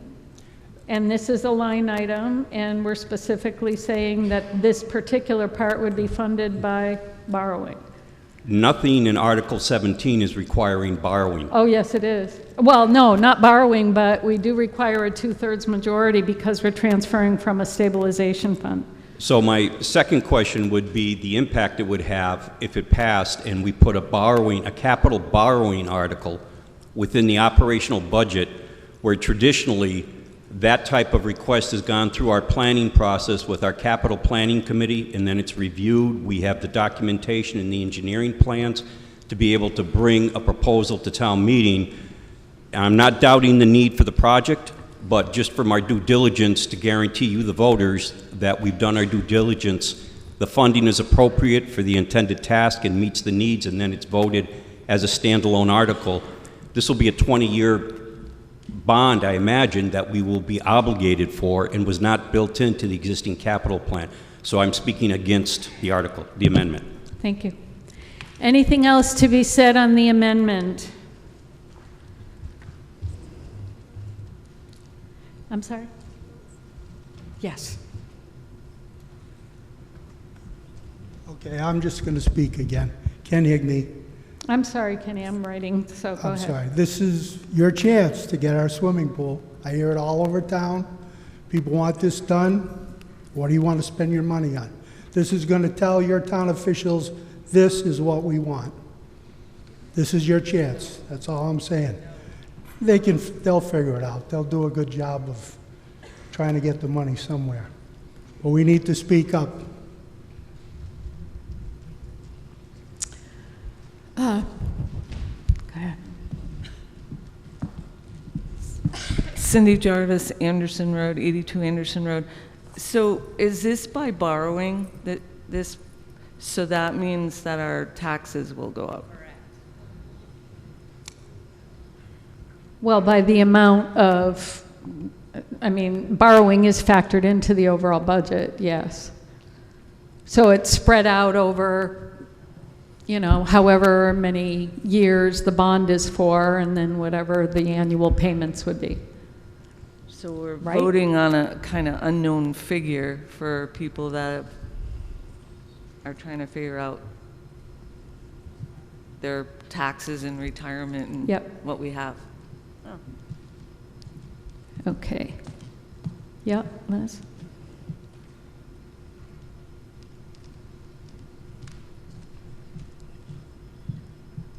Liz Seigan, Munson Turnpike Road.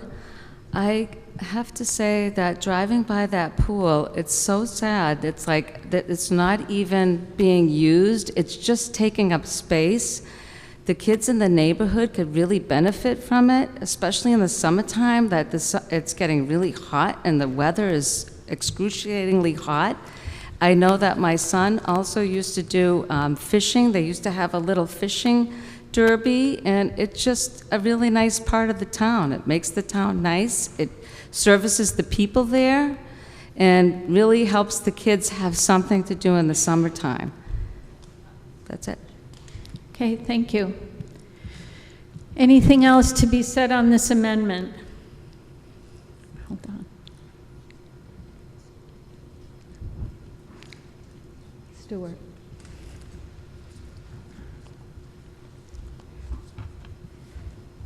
Well, sorry for the delay. I just had to do some math. To Mr. Willet's point, we do have a process, which is usually projects go to a capital planning committee, and then to the finance committee, and then to town meeting. There's no doubt of the need for this project. Just want to do at a 20-year borrowing, probably looking at about $360,000 per year that would be coming off the budget. To answer your question, the town's budget has to absorb that cost. It's not, the taxes that we increase, unless the town votes otherwise, that can't be done beyond 2.5%. So the borrowing amount actually has to come out of the budget. So in effect, it's the reverse. It's $360,000 that within the spending we did tonight we now have to find $360,000 more within that cap. So it just challenges the budget going forward. So I guess my point is, we've done a study, we've started a design. Tonight, I fully support the need for a pool. I don't think tonight we have a budget in front of you that's balanced, that this is the right project at the right time. Maybe in the fall, but it's not ready. And Higney Mr. again. Higney. Thank you. Okay, so I'm going to withdraw my amendment, Okay. but I'm going to ask for a sense of the meeting vote. You're going to what? Ask for a sense of the meeting vote. In other words, I want to know, yes, there is. You better look. I want to know how these people feel about it. And you can do this at some other point tonight. I don't care, but I'll write it up. If you're withdrawing your amendment, Yeah. then basically, you know, you're just at. Yeah, I am don't get what withdrawing you're that asking. amendment, but I want them to know how the people feel about it and what they should be doing. I think it's pretty clear that No, I don't they've think it already is. said that it's been brought forward, et cetera. So, you know, you're been basically a asking few for a years. referendum vote, and this is not the Well, I've place. seen it done many times before, way before you were here. I was going to say, I've been moderator Okay. 18 years, but I've never done one. Well, So, I've been here a lot longer than you. And we've done it many times at other town meetings where we just Okay, ask well- the floor how they feel about things.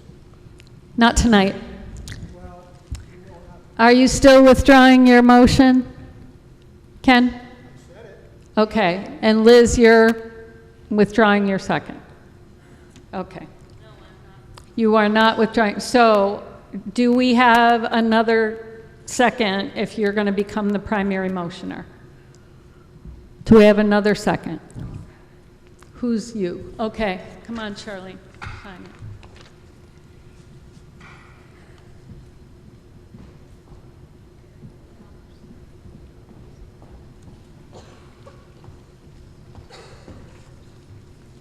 Here. Just here. Anything else to be said on the amendment?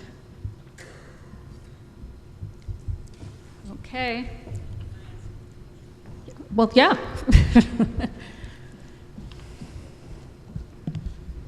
Mel Woodham, 20 Beaver Road. I just want to compare the two paths here. So one path is we vote yes on this amendment and borrow this money. The other path is we wait for the planning committee and all of that. Is there a comparison in a timeline that would inform this vote? Like we vote on this and it happens next week.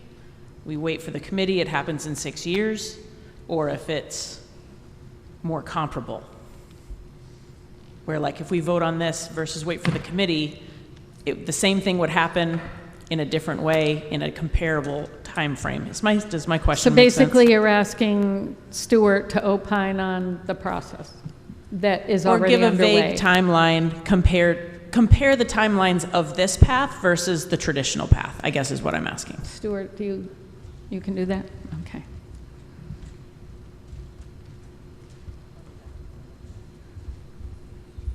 So as I said before, there has been planning and design that's funded by legislative earmark, which is where the 4.2 million price came from. To answer your question, I would say that if put forward, well, I would say that you could have the same question either in 5 months when we get to November, and bring it forward, or a year from now. This is the important question. Is the town willing to borrow $4.2 million for a new swimming pool on that site? It would, The question It is, would- would this speed up the process? That's what Mel is asking. right, so I think it would be 6 months if it came up again, so it would speed up the process by 6 months. Anything else to be said on this? Okay, so, yes, Liz. Something new? Is it new? No, I just think Okay, then we don't need to repeat what you've just already to- said. To have this passed so that it could be put in effect, like, sooner than later, because it 6 just keeps months on going sooner. on and on and on, and it just sits there like nothing. Okay, but he already said that this would accelerate it by 6 months. Thank you. Okay?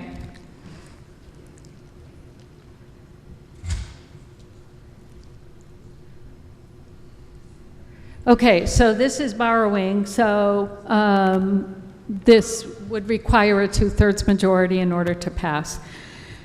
Let's open the voting now.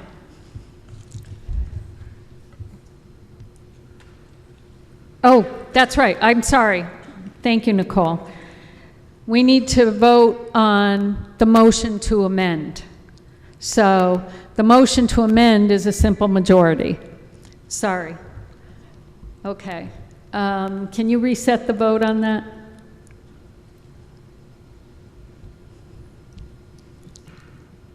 Sorry about that.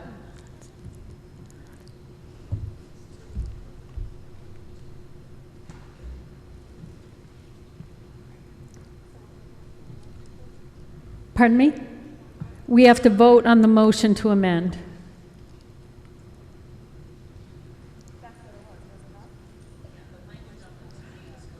The language on the TV was correct, but the quantum of the vote is a majority. So we're voting on the motion to amend. No, it's a majority.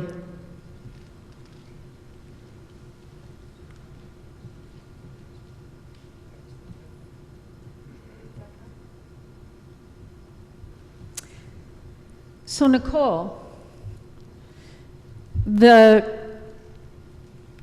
we're specifically through the amendment also reads to fund it by borrowing. But basically, the primary part of it is to move to amend. So the motion to amend only requires a majority.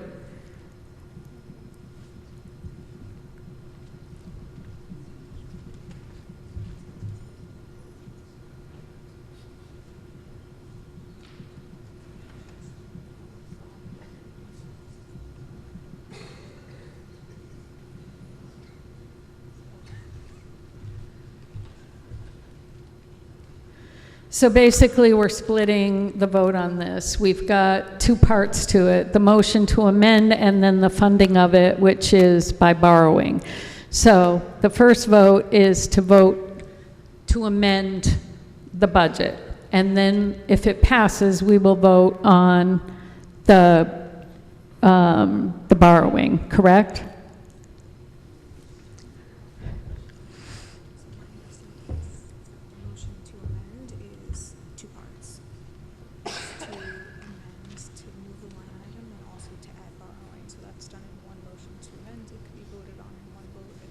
Right. Not if we're including borrowing. Yes, it's just the motion to amend. It's the main motion that would be 2/3. As amended. Okay. All right. So we're voting on the amendment. To motion to amend is only a simple majority. Depending on how that goes, if we pass the motion to amend, we still have to vote on the motion as amended. Okay? So that will require 2/3. So the first vote is on the motion to amend, and it is a majority. Okay? And we're going to open the voting now.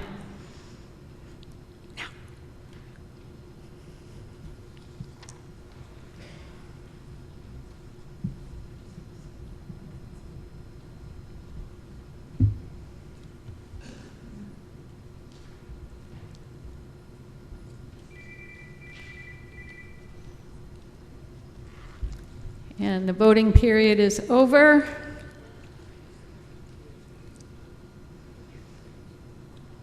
And the amendment, the motion to amend is defeated. We have 65 opposed, 31 in favor.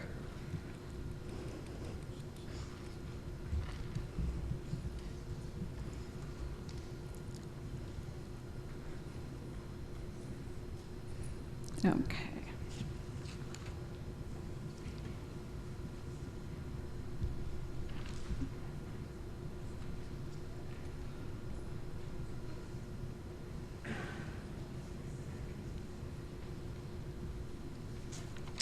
All right, so was there any other question on anything else on the budget? If not, then we'll proceed with voting on Article 17 as amended. And the only amendment, I'm looking here, the only amendment is the moderator salary.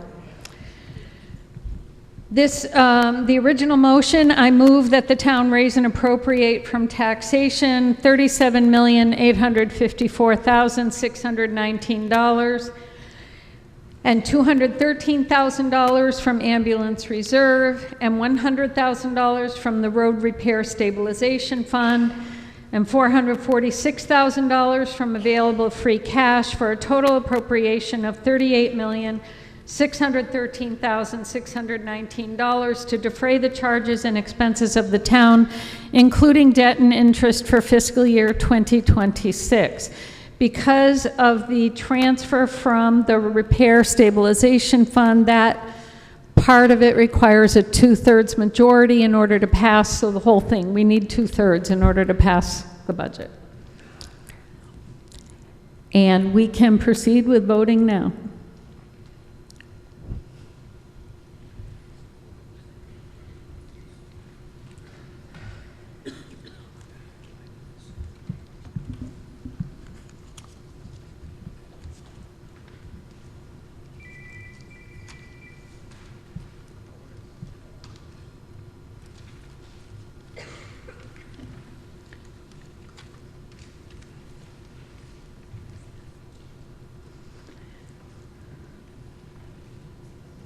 And this article, this motion passes, 104 in favor, 7 opposed.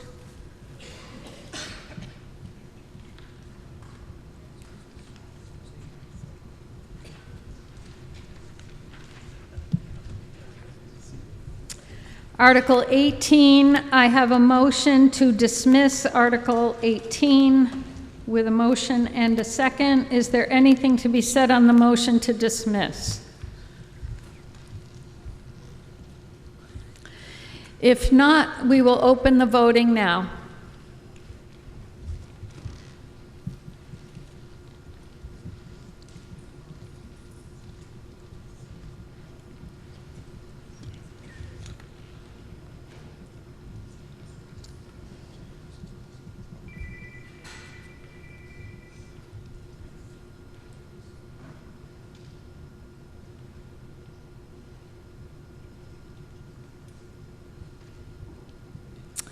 And this motion to dismiss Article 18 passes, 102 in favor and 4 opposed.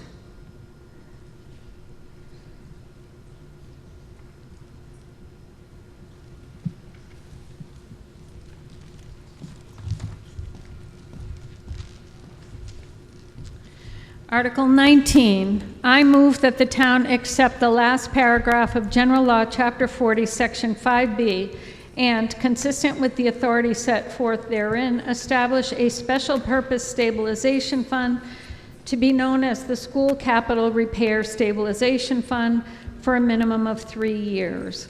I have a motion and a second. This requires a simple majority in order to be passed.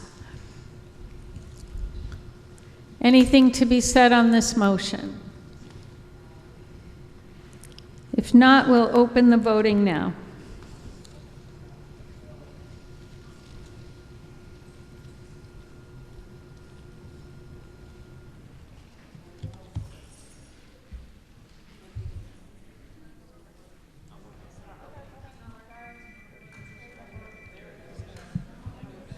Do it again.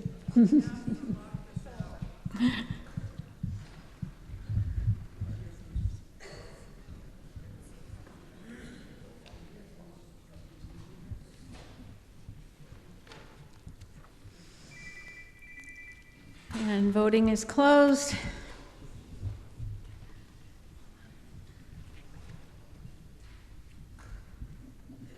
"86 in favor, 2 opposed. This passes by majority.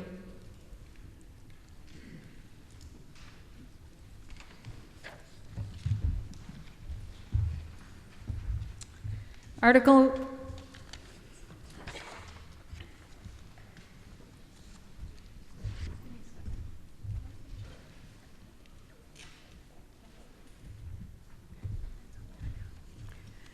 Article 20.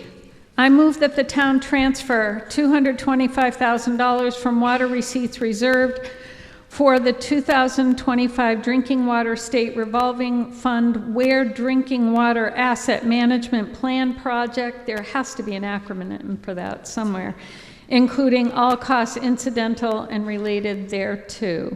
This requires a simple majority to pass. Is there anything to be said on this motion?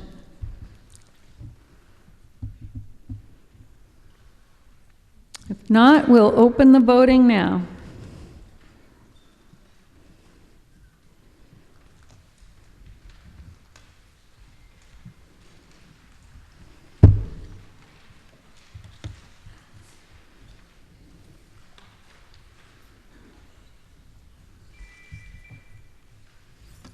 And we can close the voting. This passes 109 in favor, 2 opposed. This passes by majority.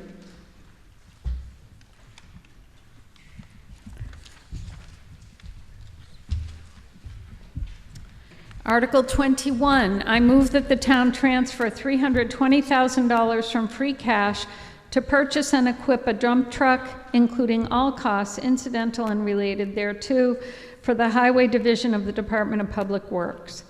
This requires a simple majority to pass. Is there anything to be said on the motion?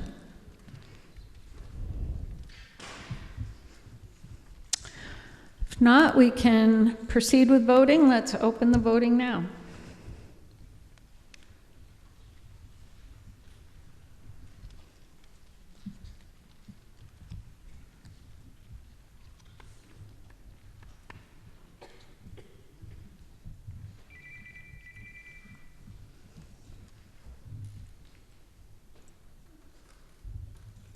And this motion passes, 98 in favor, 16 opposed, and it passes by majority.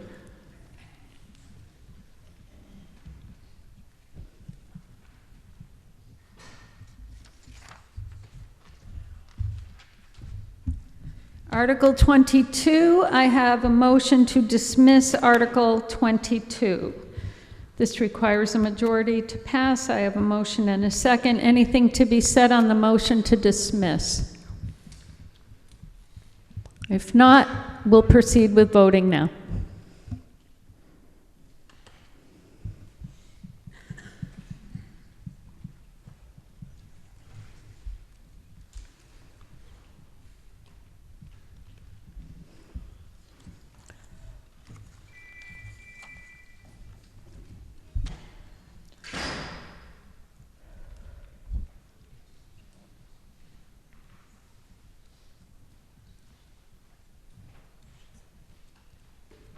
And this passes by majority, 102 yes, 5 opposed. So this motion to dismiss passes.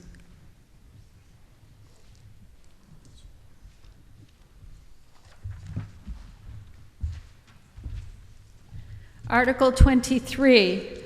I move that the town transfer $180,000 from free cash to remove the nuisance and danger of the building located at 92-104 Main Street in accordance with Mass General Law, Chapter 139, Section 3A, or other applicable laws, including leveling the lot, legal and engineering fees, including all costs incidental and related thereto.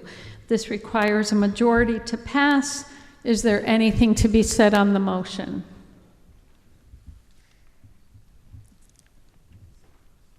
Yes.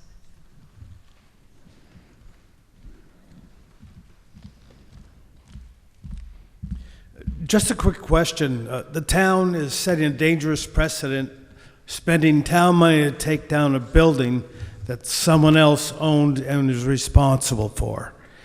So I vote that we take care of this business because it needs to be removed. I also want to get assurances from the Board of Selectmen that a lawsuit will be filed against the owner of the building, or at least you can inform us as to the reason why that's not happening, because we need to recover those funds. Otherwise, you're going to have owners burning down their buildings and leaving it for the town to take down. Stuart, can you respond to that?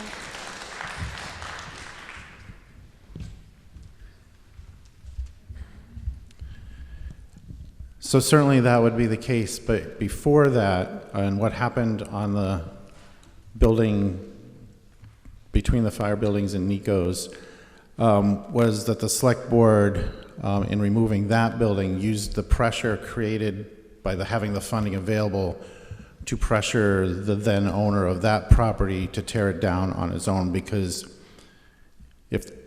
realistically, if the town tears it down and uses prevailing wages, it's going to cost a lot more than if a private owner tears it down, and then, so the town would be leaning more than if the property owner did it. So our first step would be to go through the court and legal process with the town attorney and the select board to pressure the owner to have it removed.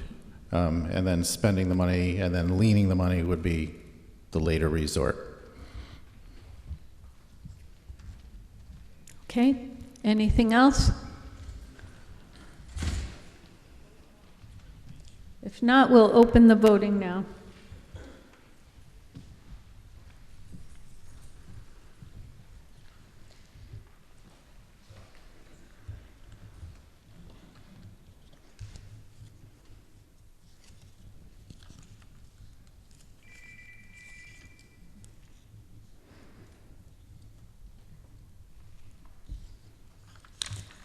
And this motion passes, 80 in favor, 32 opposed. It required a majority.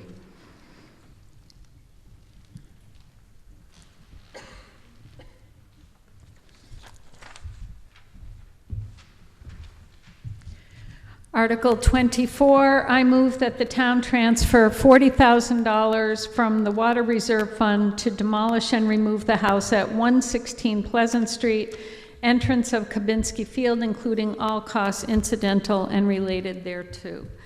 This requires a simple majority to pass. Is there anything to be said on this motion? If not, we can open the voting now.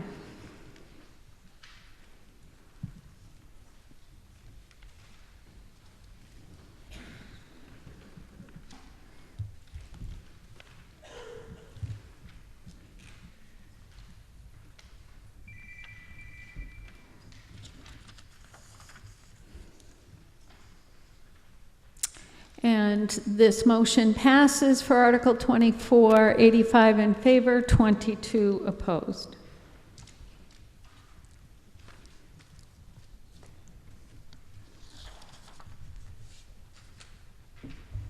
Article 25, I move that the town transfer $45,000 from free cash to repave the town hall parking lot, including all costs incidental and related thereto.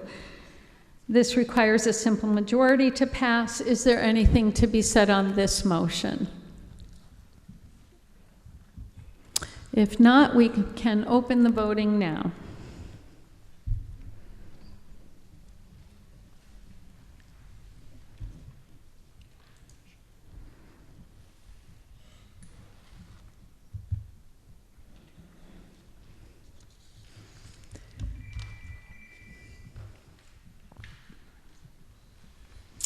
And this motion passes for Article 25, 76 in favor, 31 opposed.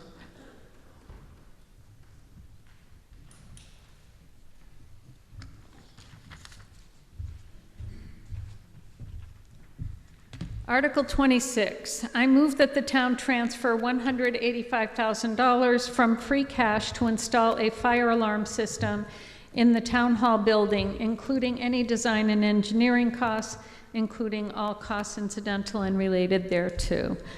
This requires a simple majority to pass. Is there anything to be said on the motion? If not, we'll open the voting now.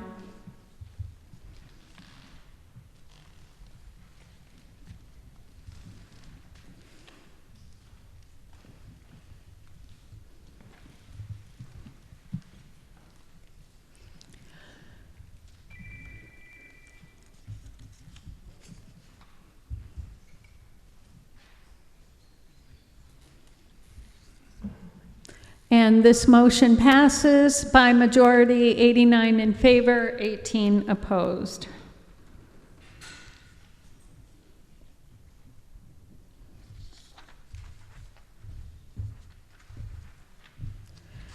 Article 27, I move that the town authorize the select board to negotiate, approve and/or ratify and execute an agreement made between the town of Ware and Ecos Energy or subsidiary pursuant to Mass General Law, Chapter 59, Section 5, Clause 45th, and regulations promulgated thereunder with respect to annual payments in lieu of real and property taxes over a 20-year period relative to a parcel of land located at Munson Turnpike Road, parcel IDs as described in your packet.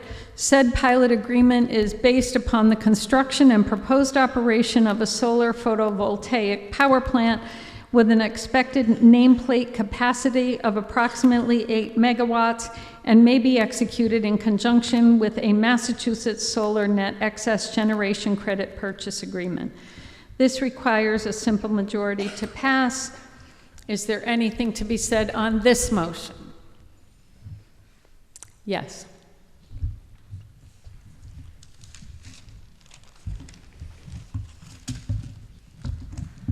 Liz Seigan, Munson Turnpike Road.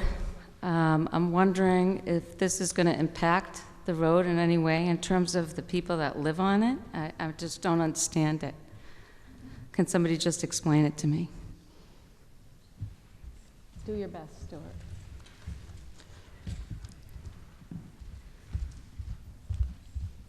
So the solar project on Munson Turnpike has already been approved by the local entities and the utility companies. So this motion, which is just how that project goes about paying its taxes, won't impact your road. I think to answer your question, there have been impacts on drainage in particular that are being improved as the project moves along. Okay. But this article won't, one way or the other, impact. Okay, thank you. Anything else to be said on this motion? Hold on one second. What? Okay. Stuart, you had more to say. If I could ask a voter to make an amendment to the motion, just realize there's a bad word in this motion. So where it reads, with respect to annual payments in lieu of real and personal property taxes, would ask if someone could please make an amendment that takes out the word real and. These payments are only for personal property taxes. The property owner still pays real estate taxes. Okay. Somebody, you gonna do it? Okay.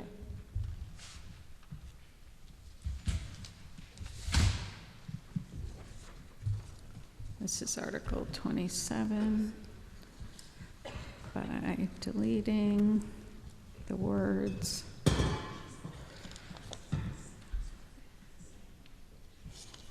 real and property. Oh, it's just real and though, right?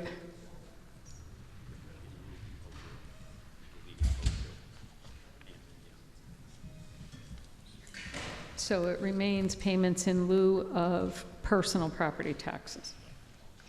Correct? Okay.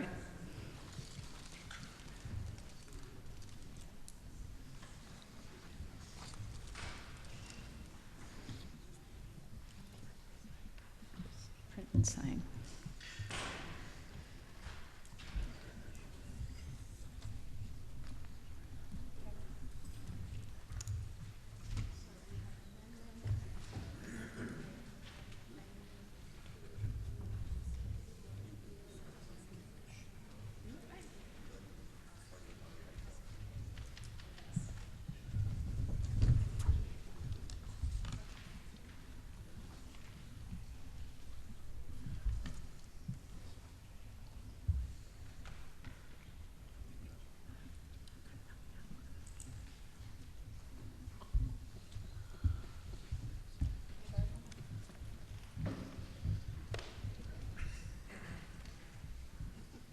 Well, this is a motion to amend.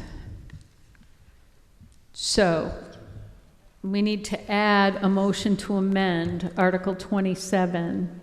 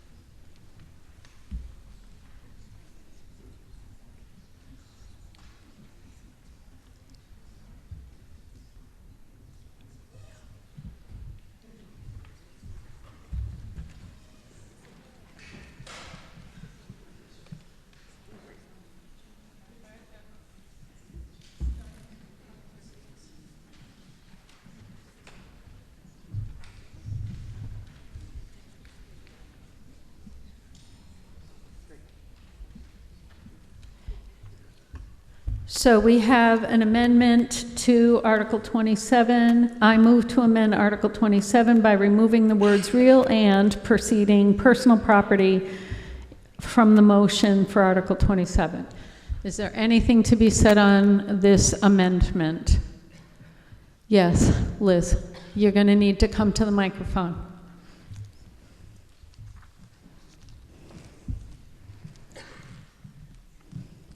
It's not about the amendment, but it's about if I can get a definition for the solar photovoltaic power plant. What's that entail? What's that Okay, gonna but do? we're talking about the amendment Okay, right now. Can I come back up and ask about that afterwards? Yeah, we'll ask Okay. somebody to say something. Anything to be said on the amendment? The amendment requires a simple majority, and we'll proceed with opening the voting now.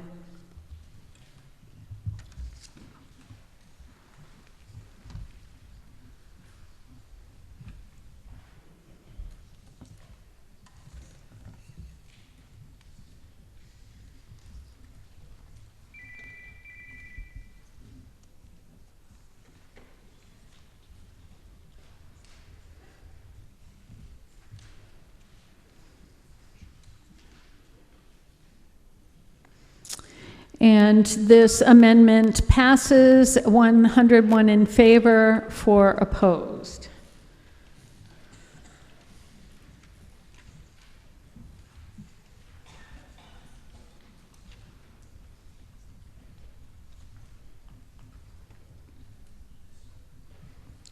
And now we will vote, we'll proceed with the article as amended. Liz had a question about the terms photovoltaic or whatever that word is. Spencer's going to respond. Stuart's going to respond. Oh, yeah. Spencer, nice. Very fancy. Step up. It's, with apologies for the language, it's just a fancy way of saying the solar array and all the associated equipment. So it's the panels and the wires.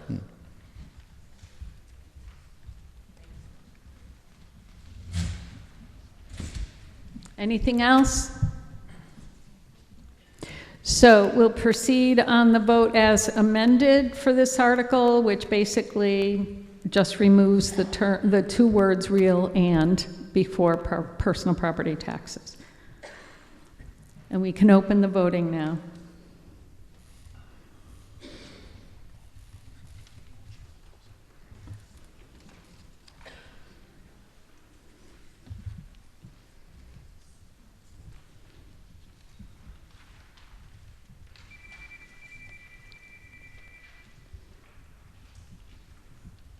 And we can close the voting. And this passes by majority, 83 in favor, 12 opposed.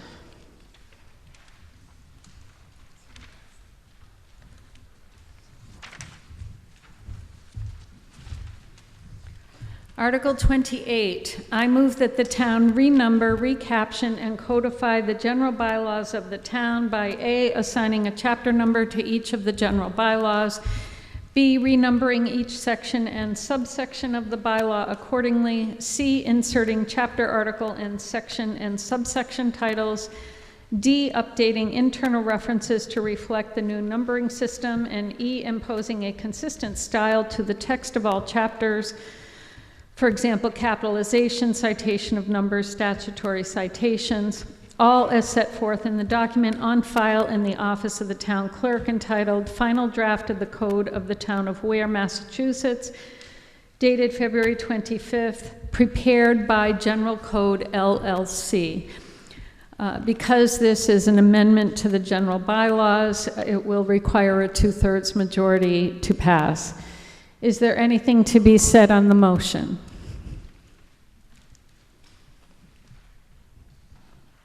If not, we can open the voting now.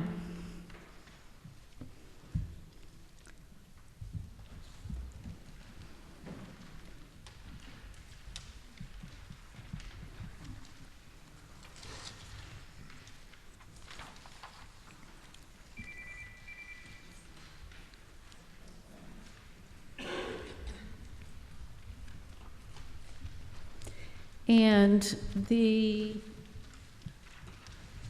motion for Article 28 passes, 98 in favor, 3 opposed.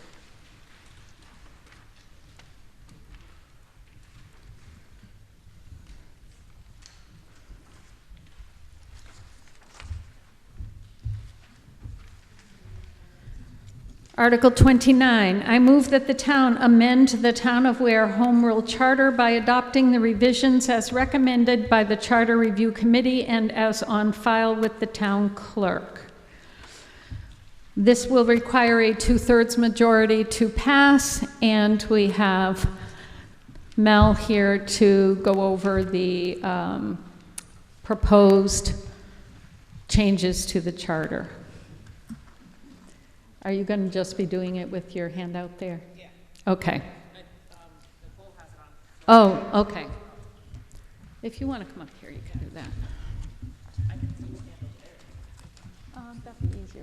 So I don't have to move all my stuff.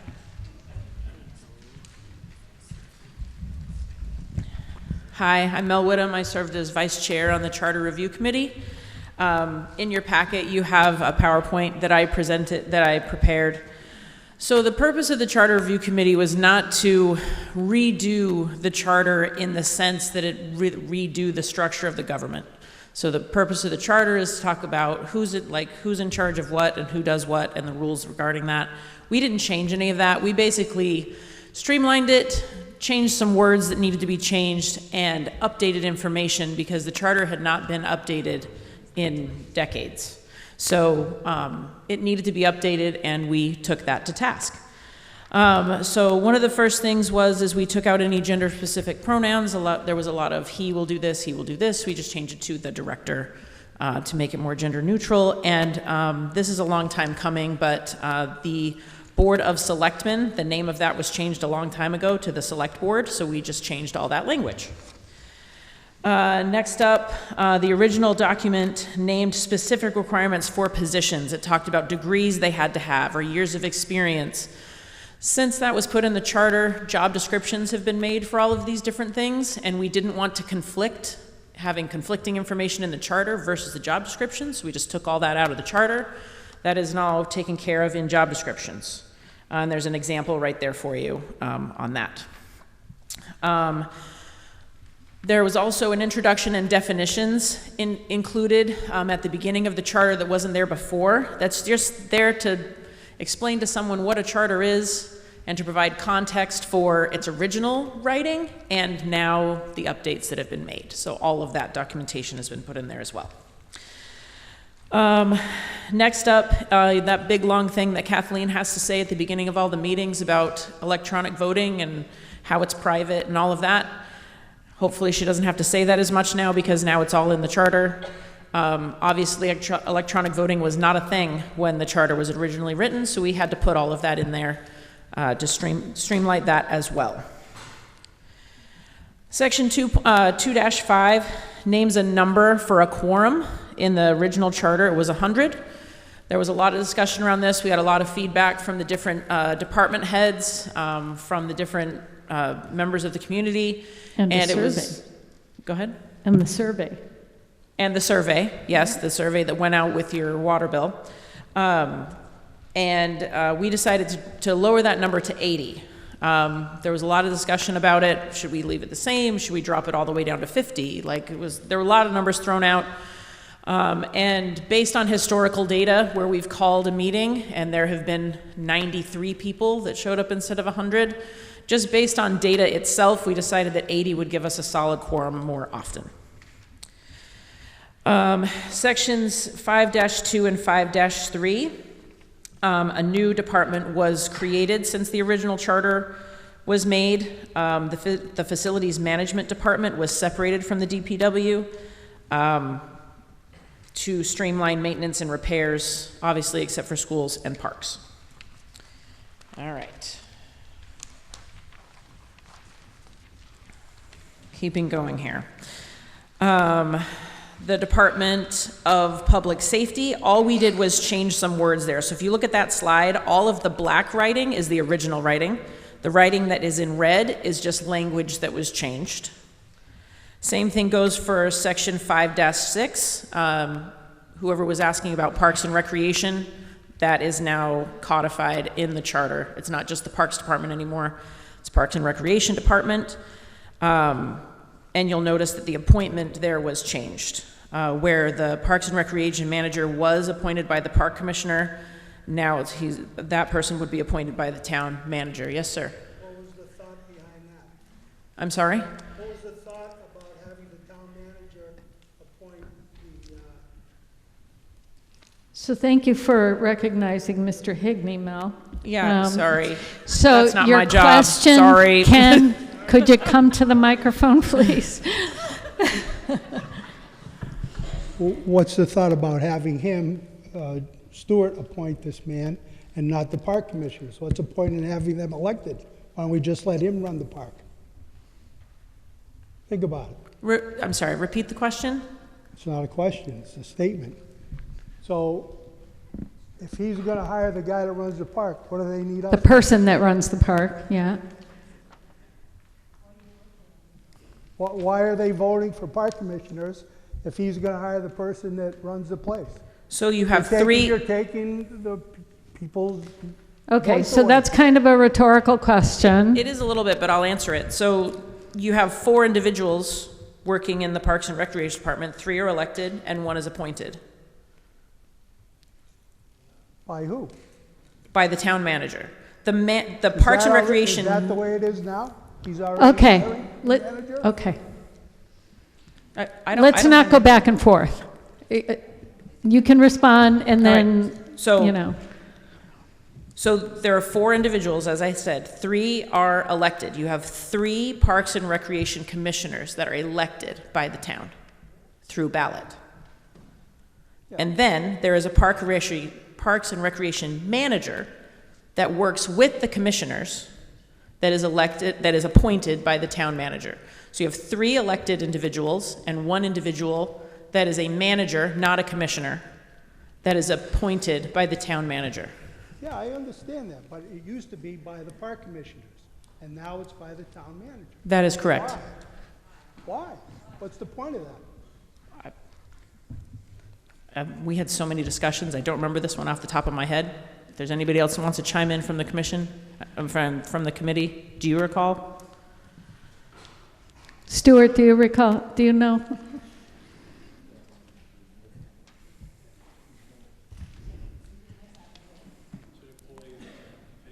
I mean, he's an employee of the town. Right, so the manager is is a town employee that works under the elected commissioners. Yeah, Yes. but we hire him. I hired Stewart. I was on the committee that hired Stewart. Okay, that's it. Yeah, okay. This is what has been proposed. You can vote in favor of it or not. So, No, I'm going to say, there's so many things in this, I'm going to ask them not to vote for it. Okay. Section 5-7, Building Department. Again, it was changed from being I'm trying to think what this was here, sorry. I'm sorry? The title was changed, that's what it was, thank you very much. So, it used to say Building Director appointed by the town manager, and now it says Building Commissioner appointed by the town manager, yes. And then 5-8, we added a Human Resources Department since the inception of the charter, and then that's just language that's very similar to the other departments. Talks about there shall be an established Department of Human Resources, and then it talks about all of that stuff. Section 5-9, we had to change some things there. The council was way too big. It had 9 members. We reduced it to 5. 4 shall be appointed by the select board and 1 shall be appointed by the town manager. And then we changed the title from senior director to senior center's executive director. And then you see the line through the requirements that were removed from all of them. And then there were no term limits listed for the Council on Aging, so those term limits were added. 5-15, Conservation Commission. The words were missing, appointed by the Select Board. It just literally just said members appointed for terms of 3 years, so we added in that they were appointed by the Select Board. In Article 6, about financial management. Once again, all the black writing is the writing that was there originally. The Finance Committee has officially changed its name to the Advisory Committee, and you'll notice next to the box it says throughout the document the Finance Committee's name was changed to Advisory Committee. So that was changed, and all of the red writing there is information that goes with that name change with a change in responsibilities. In the charter, in section 8-10, there is a table that talks about who's appointed by the town manager and who is appointed by the select board, and any changes there are made in red. So the Parks and Recreation used to just say Parks, Human Resources is new, Facilities Department is new, Finance Committee was changed to Advisory Committee, and somehow the Americans with Disability Act Commission was missing from this table, so we added them in. Right. I have to make an apology for section 8-16. If you'll notice, your slide is different than what is on the TV. This was a mistake made where I sent an old version instead of a new version, so my apologies. 8-16, all it says here is that there will be a charter review committee established every 7 years.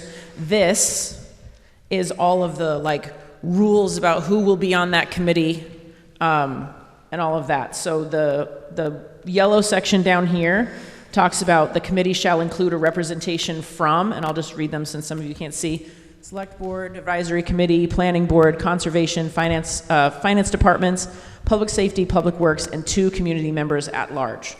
So that's what I was in this one. I'm just a community member at large. And then it says the town moderator and town clerk and assistant town clerk can be advisory but non-voting members. Can you go to the next one, please? Because this is continued.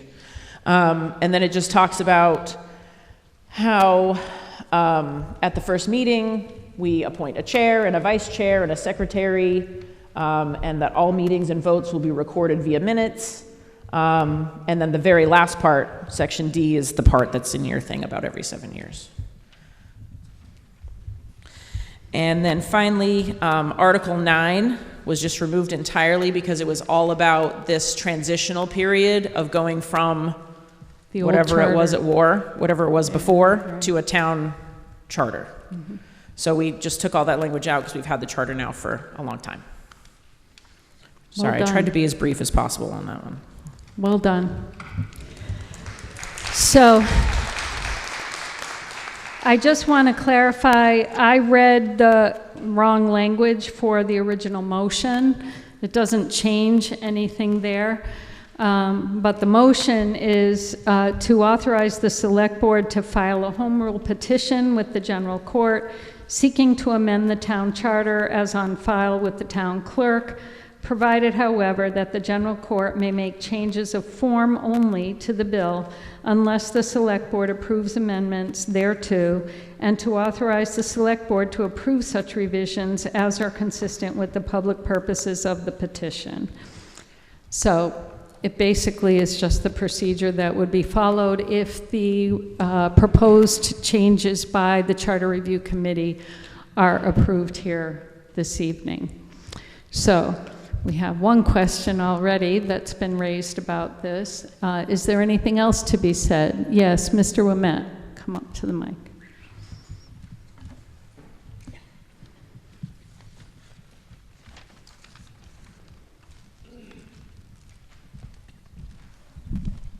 Dennis from Church Street. I have to agree with Mr. Higney.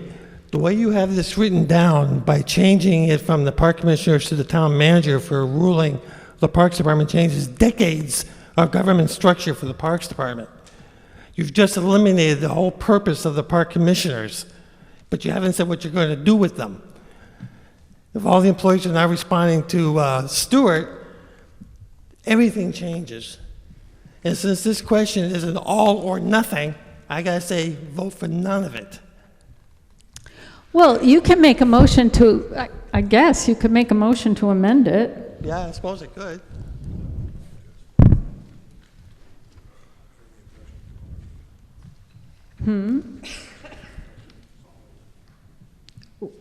Okay, Richard, you gotta. I mean, I think we can make a motion to amend it. Right. So, if you want to make a motion to amend it, you can.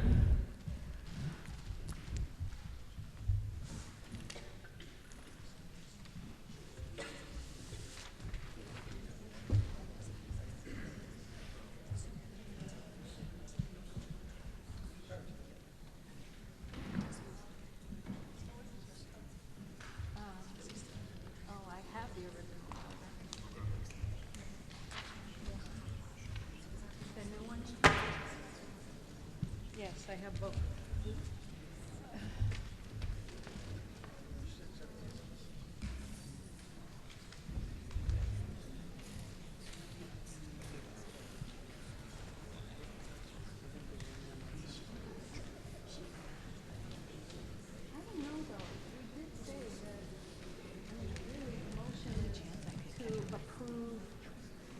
The whole thing that was done by the committee. So basically, you're saying to,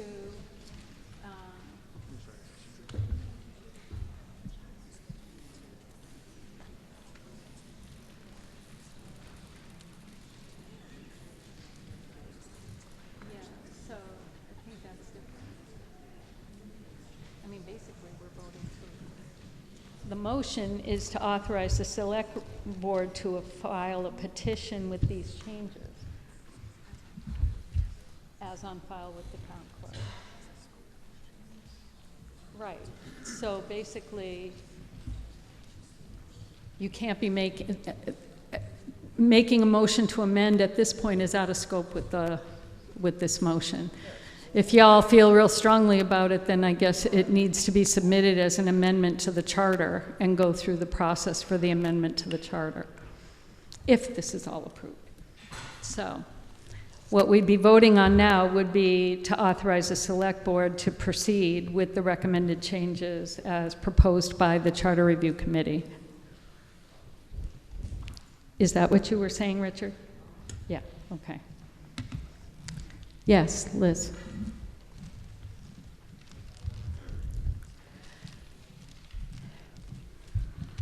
I'm just wondering if Liz Seigan, Munson Turnpike Road. because it mentioned something about job descriptions, and I was just wondering what the job description of the Parks and Recreation Commissioners would be. Well, it's on file in town, so you'd have to get that. We don't have it here with us tonight. Okay, thank you.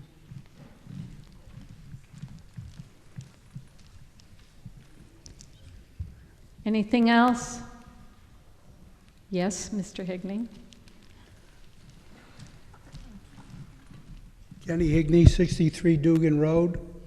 If you pass this article today, you've done a lot of things that I think you're taking power away from yourself. You should not be lowering the quorum. I know that the people up here would love it because they get their meetings done, but I could easily come in and pack a meeting with 80 people and get a $4.2 million swimming pool that you would be paying for. You probably wouldn't be too Well, you could do that before now. Yeah, you could, but Been done. I know it's been done. All right, you've also created a couple of new departments that you're spending money on. The facilities management, I forget what the other one, but, you know, and you're taking your own power away by not allowing us to hire who we want to run the park, to manage the park. So I would urge you to vote this article down. I commend them for all the good work they did, and you know, go back and review some of this stuff. Most of it is very good, but there's some things in here that I think most of these people have issues with. Yes, ma'am. Just to be clear, we didn't create these departments. We added them in because they are now line items in the budget.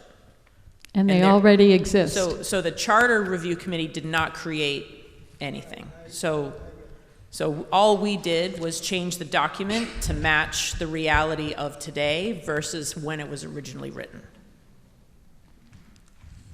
Yes, Kathy.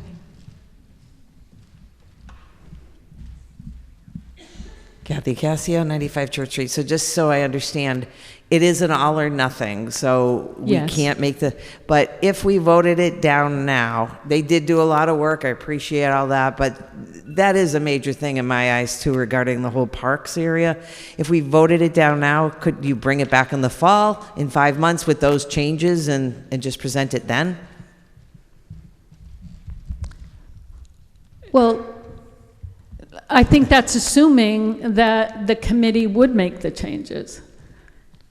So what would happen is we have not dissolved the committee. Basically, a yes vote on this would say, okay, we've done our job and our committee is all done. Mm-hmm. If this is voted down, then the committee would remain. Okay. We would meet, and all of our meetings have been open to the public. Anyone that feels strongly that specific wording be changed, like we would hear those arguments and then decide and vote as a committee. And then we would bring it back, I assume, at the next town meeting. Okay, that's fair, thank you. And there were also public hearings about this. Yes. So We made this process as open as possible. We know that people are busy. We didn't expect, you know, hundreds of people to show up to give us feedback on the charter, but we did make it open. All of the meetings were posted, and it was as open as it could have been. anything else? Yes, Jack.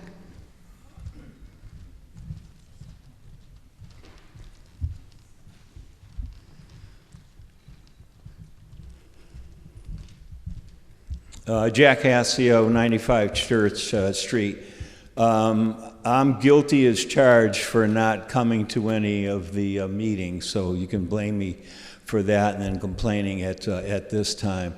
I was a member of the Park Commissioners a long time ago, and I've worked with some of the people that have been on there for a lot of years, and they are incredibly dedicated. I'm very fearful that we jump into this. I agree with my wife on this one, that we jump into something that could be, making a decision that we could wait and get a little bit more information about what we're going to do with the park commissioners and their responsibilities. So I am so inclined not to vote for this, and I hope you'll give that some consideration as well. Thank you. Yes, go ahead, Mel. Just to be clear, the charter does not define the responsibilities of these commissioners. Those are in the job descriptions that are dictated by someone else. I couldn't exactly tell you who, but it's not us. This document just says these people exist. That's it. Anything else to be said on this? Yes.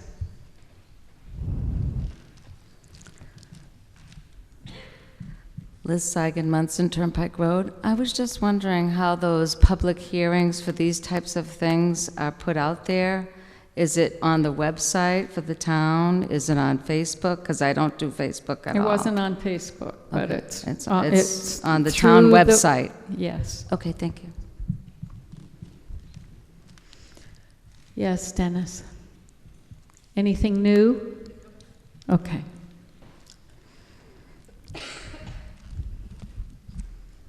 I just want to be clear and make it known, I did go to the public meeting. I did discuss the Parks Department, did discuss several changes, none of which showed up in this document.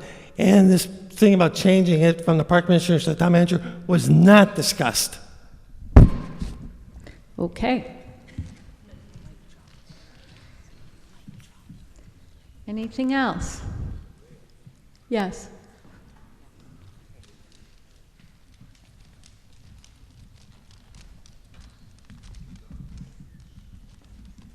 Yeah, I feel as though previous speakers have made cogent arguments that speak to the deficiency of the document as presented, and as such, I would move that we dismiss this article to afford folks the opportunity to revisit certain elements of the discussion and to be able to follow up and present this at a future town meeting.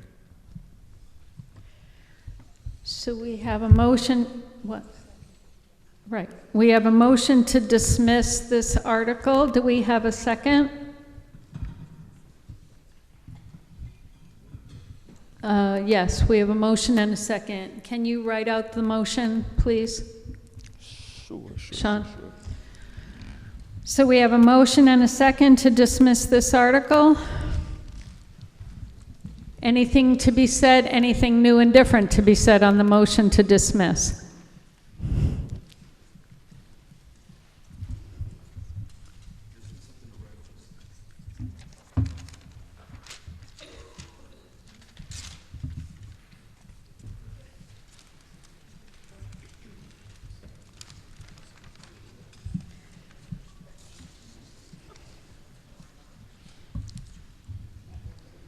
Did you put it in, Nicole, the motion to dismiss? It's a simple majority.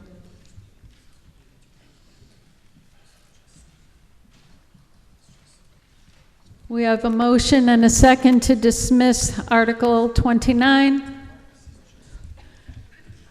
If there's nothing to be said about the motion to dismiss, it requires a simple majority to pass. We will open the voting now.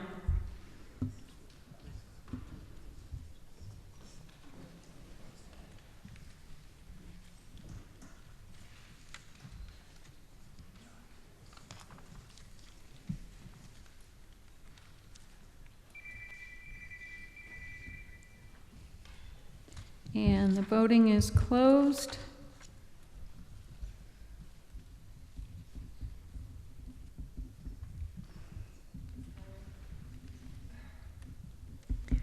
And the motion to dismiss passes, 72 in favor, 36 opposed.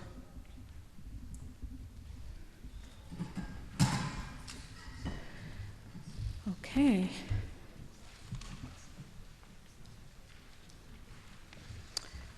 And Article 30 is before you.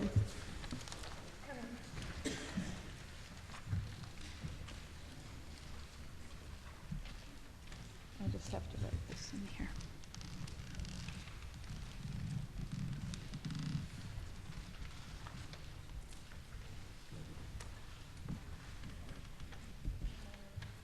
Thank you. Not my pen. Thanks.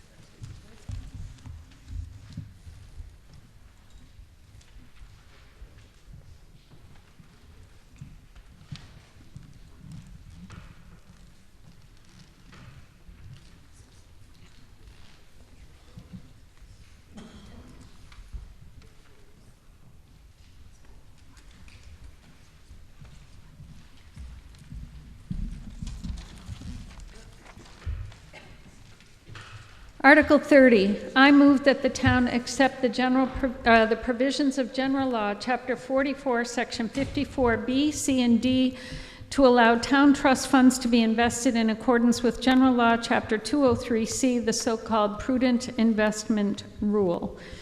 This requires a simple majority to pass. Is there anything to be said on this motion?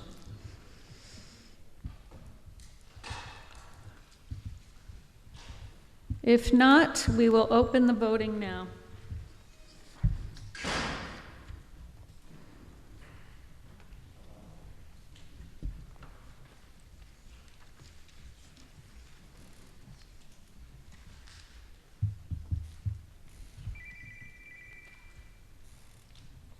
And we can close the voting. And this motion passes, 95 in favor, 8 opposed.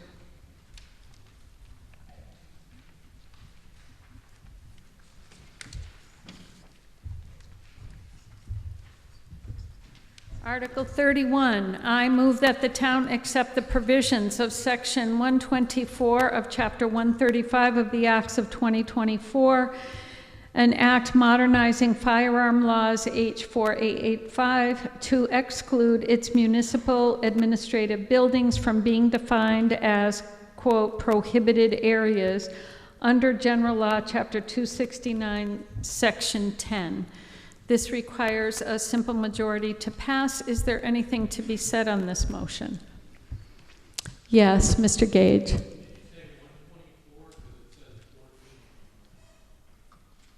Well, my motion says Section 124. Maybe there was a typo there. It is 124, so we'll correct it. Okay, thank you. Anything else to be said on the motion? Yes, Jen. Jennifer McMartin, 117 Church Street. So just so I understand it correctly, this motion is to allow people to carry firearms in our public buildings? Don't ask me. I don't know the answers to this. Yes, If Sean. any. Evening, everyone. Chief Sean Crevier from the Ware Police Department.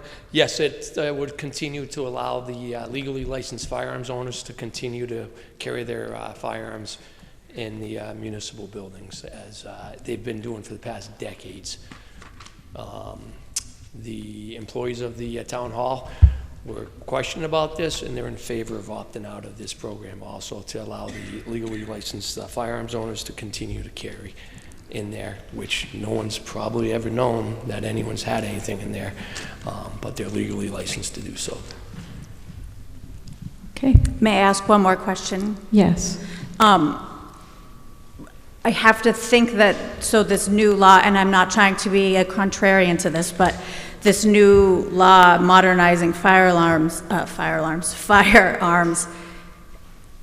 is likely in response, and although we haven't had an issue here, which is fantastic, you know, I don't think that it would exclude, like, you from carrying a firearm in the buildings, but, you know, other people. Correct. But studies have shown the only thing that stops a bad person with a gun, is a good person with a gun. You know, so we'd continue marching forward. Thank you. Continue marching forward as the town's been doing for decades, and there's never been any issue. Okay, thank you for clarifying. All right. Anything else to be said on this motion? Yes, Jack.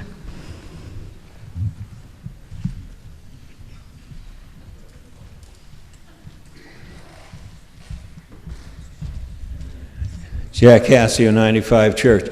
please remember that not anybody can just come in and carry a firearm. You have to be, have an FID, a LTC, a license to carry. And that goes through the department, correct me if I'm wrong, Chief, but that goes through the Ware Police Department. So you have to go through, you can't just simply carry a gun anywhere that you want. Okay, you have to go through the process with our local police chief. Thank you. Anything else to be said on this motion? If not, we will open the voting now.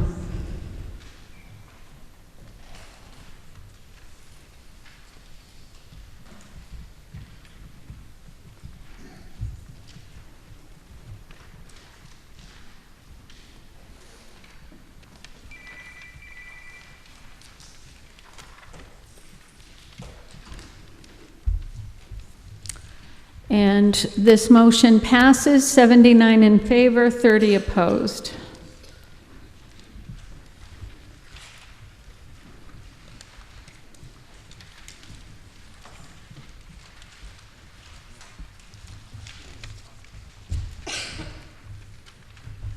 Article 32, I move that the town A transfer $85,000 from the stabilization fund and $22,500 from free cash for the purpose of planning, designing, improving, renovating, and/or equipping, including but not limited to accessibility improvements, including walkways and parking, for the bathhouse building in the park known as Memorial Field at 31 Monroe Street, containing a total of 4 acres of land, more or less, and identified on Assessor's Map 57, Block 0, Lot 62, including without limitation all costs incidental or related thereto. B, transfer the care, custody, and control of Memorial Field from the Board or Commission having custody thereof to the Ware Parks Commission. 4, and to affirm the dedication of said park to park and active recreation purposes under the provisions of General Law, Chapter 45, Section 3, and C, authorize the Select Board and/or its designee to apply for and accept on behalf of the town funds granted under the PARC grant program and/or any other funds, gifts, grants under any federal and/or other state program in any way connected with the scope of this article, and enter into all agreements and to execute any and all instruments as may be necessary or convenient to effectuate the foregoing project. Since A says a transfer of $85,000 from stabilization, this is going to require a 2/3 majority to pass. Is there anything to be said on the motion?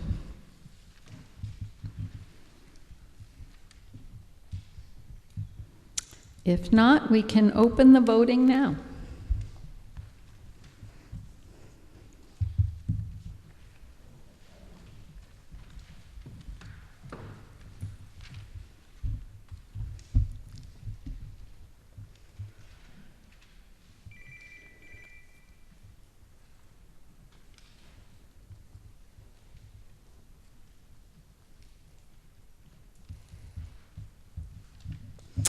And this motion passes, 92 in favor, 8 opposed.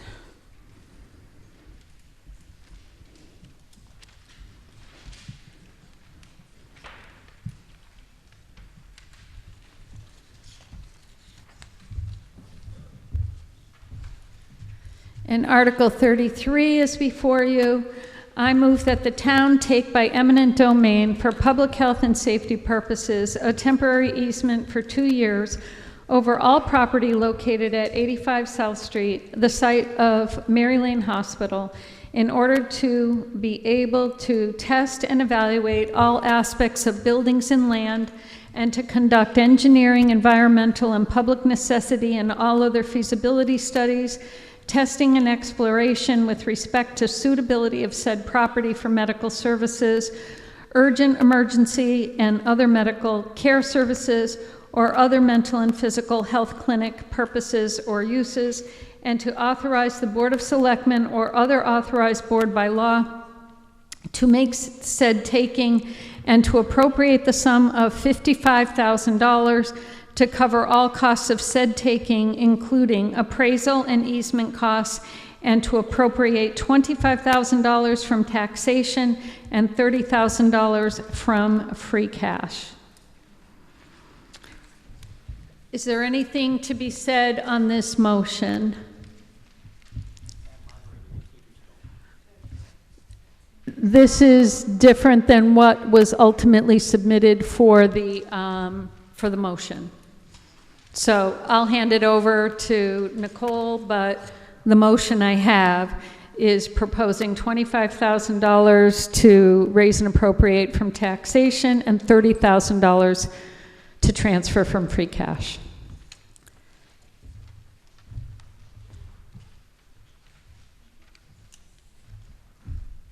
Is there anything to be said on the motion? Kathy?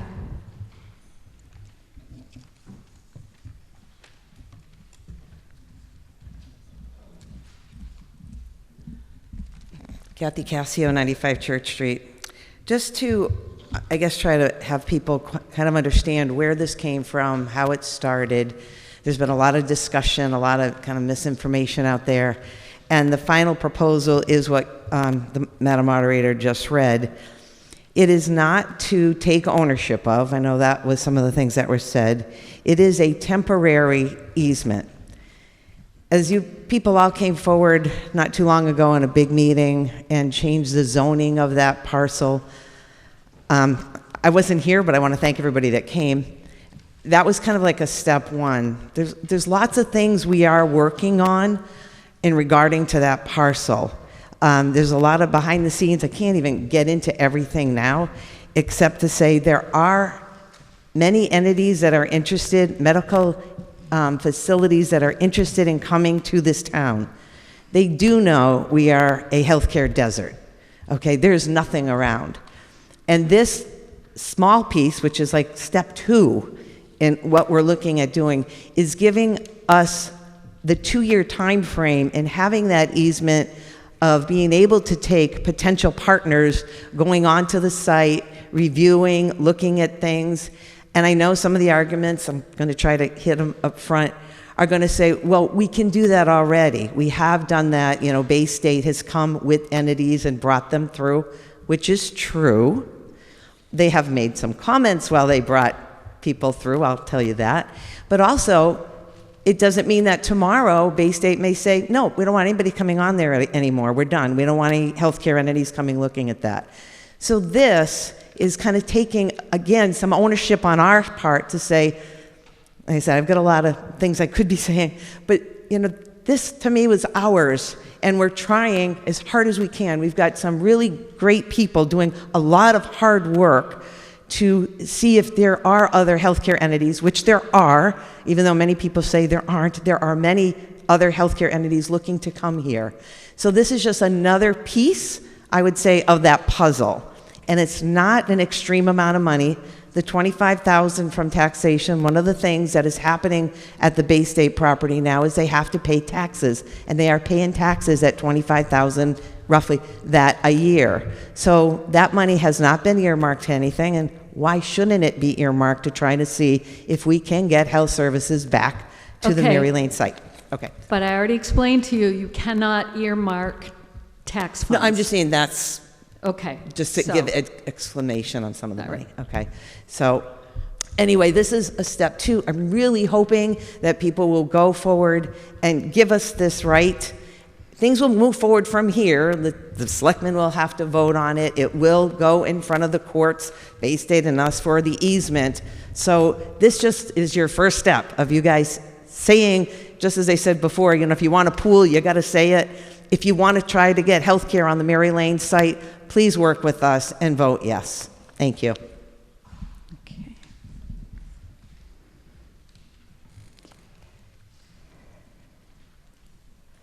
Is there anything else to be said? Mr. Gage?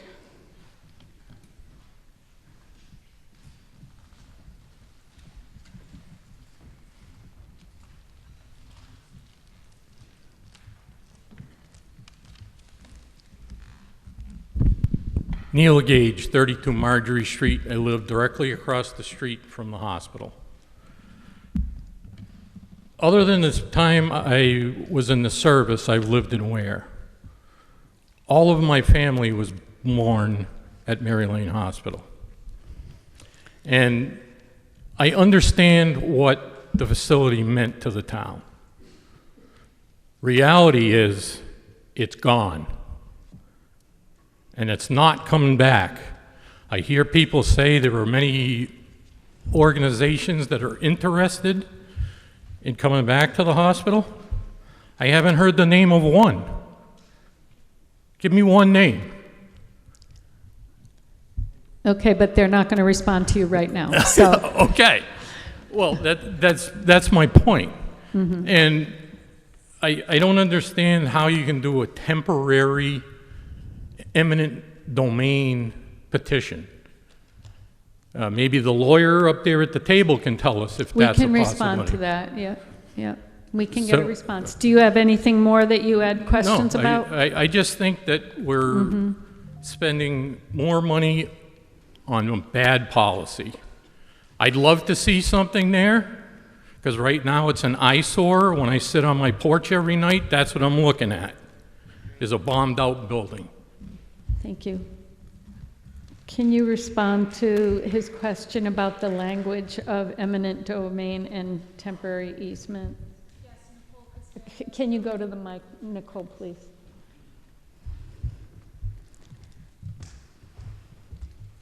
Nicole Costanzo, Town Council. I understand there's a question about the language of taking a temporary easement by eminent domain.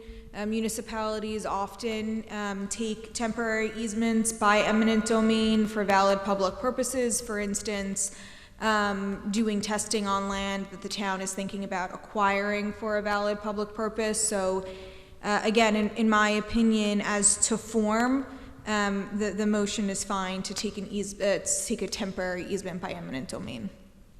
Okay. Mr. Desmond.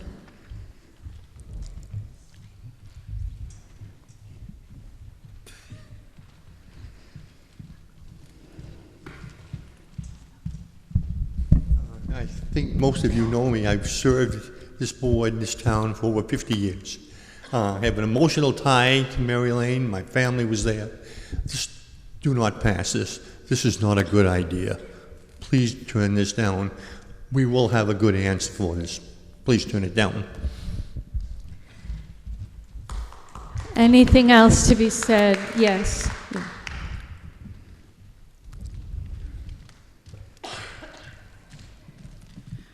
Jennifer Thody, 161 West Main Street, and if this should pass, this means that the town will be paying for 2 years on this, right? They will incur the expenses, that Bay State would not be paying anything for that 2 years, that we would have eminent domain. Is that correct? I don't know the answer to that. Nicole, are you able to provide some insight?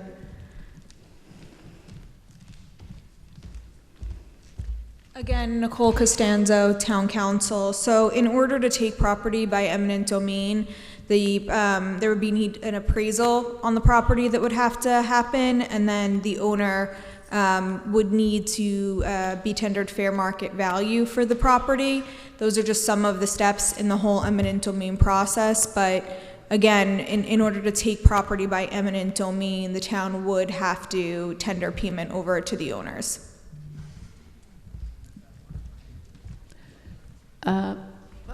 One second. Go ahead. Lynn Lack, 310 Beaver Lake Road. I'm the chairman of the Historic Commission. We had a demolition delay bylaw that stopped the demolition of the building for 9 months. For those 9 months, we wrote, we called, we emailed every healthcare facility we could think of. We followed up with rehab places, 78 different places.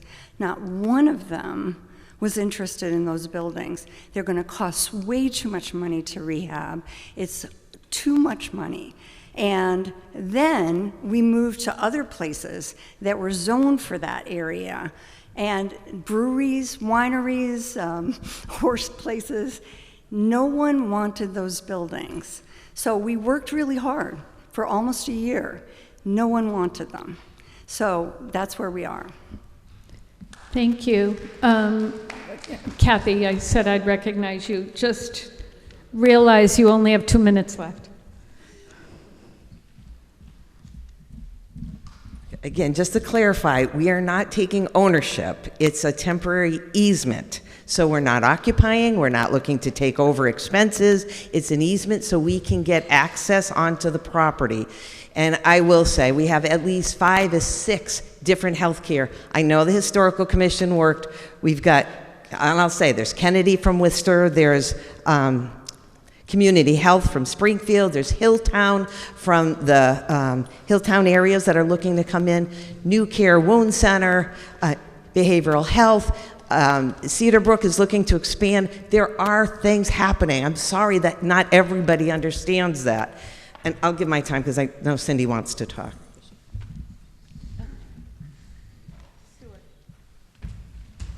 And then there was somebody else over there. Thank you. Just want to point out, to the proponent's point in admission, the purpose as the motion as it appears is to allow access. And for the past 4 years, and I believe that should continue, that access has been allowed without spending $55,000.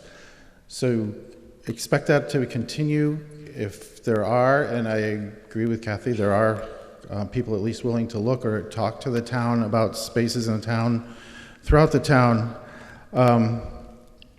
In Bay State, those that shall not be named, should continue to allow it in. I do want to point out that the 55,000, one, don't know where that number came from, and as Attorney Costanzo mentioned, there needs to be an appraisal to back up that number that reflects the use, the highest use of the property.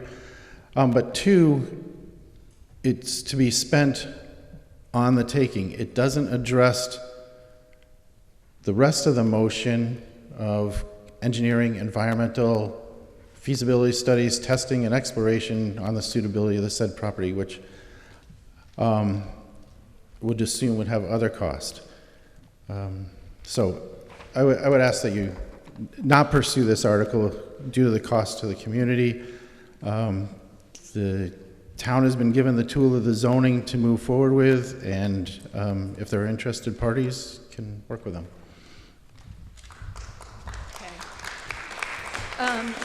Cindy, I had recognized Dennis, and then you can speak. So Dennis Wimett.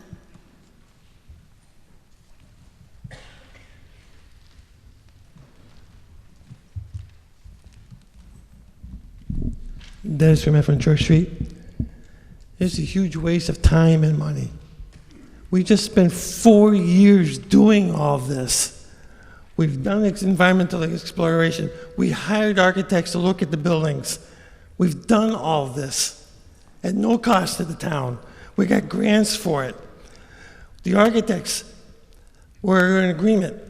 The buildings were inefficient, too costly to renovate and to reuse for medical purposes or for basically any purposes. These are 7 different buildings that are mashed together. They're all heated by the same heating system, the same utilities. They can't be separated. It's all the medical facilities that were just mentioned. Yes, they're interested in the site, not the buildings. Why? They're too inefficient, too expensive to renovate and use. The ones that were interested in the site do not want the whole 21 acres. They just want a little piece of it. Like Cedar Brook, for example. They don't want the whole property. They want the property cleaned. Then they can come in and purchase a piece and put up a facility. Do not vote for this article. Okay. Cindy?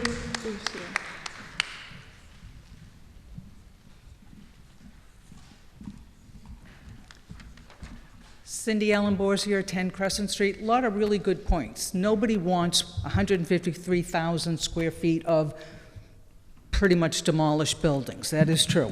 And nobody's trying to do that right now. They are probably interested in the Weatherby building, of making that into a health center, and even maybe with the stores to maybe get lots of people in there leasing different spaces. Caring Health was interested in that idea.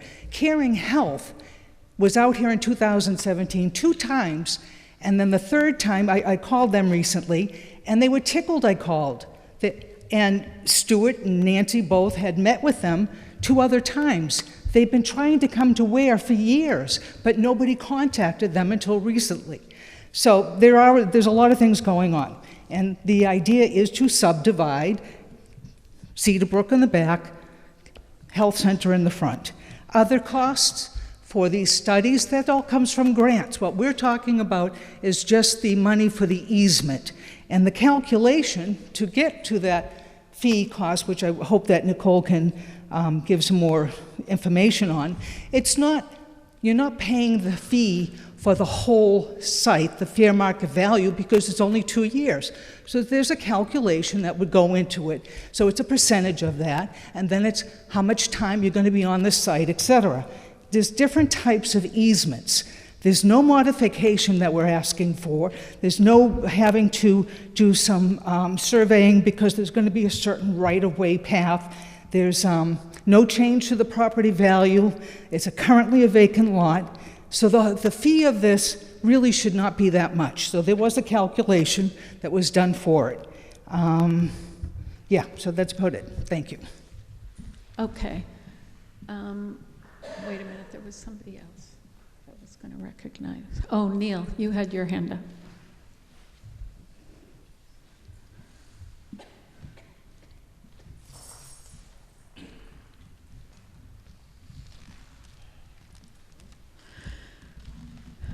As an example of some of these existing healthcare facilities, for the past 40 years of my life, I've designed fire protection systems for buildings. And a lot of them are hospitals. Maybe you've heard of them. Yale New Haven Hospital, Children's Hospital, Brigham and Women's Hospital. And whenever they did an addition, they completely demolished the space that they were going to put the new addition on. Those buildings are worthless to anybody in the condition they're at, because they've been open to the elements for 4 years. There's no room, there's no roof on one of them. I just think we're just spending money for no good reason. Okay, thank you. Jim.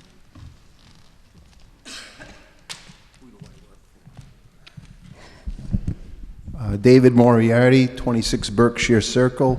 I was born in Mary Lane Hospital in that front building.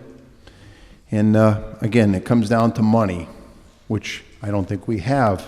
I don't know if we're professionals enough to run our own hospital, which I don't know if we're doing that, but if we're going to hold this off for 2 more years, Mr. Gage just made a good point. They've been wrecked for the last 4 or better. What are they going to look like in another 2 years? They're going to look like some horror movie or something, or some war movie. But anyways, the buildings are no longer in usable condition. Just take a ride by. If you don't believe it, ride by real slow up Marjorie Street, and you can see right through them all the way over to what used to be the South Street School, or the new building up there for that new housing place that they got up there. But anyways, it's time to take the buildings down and put this disaster to rest. And please, if you're smart, vote this down. Okay, yes.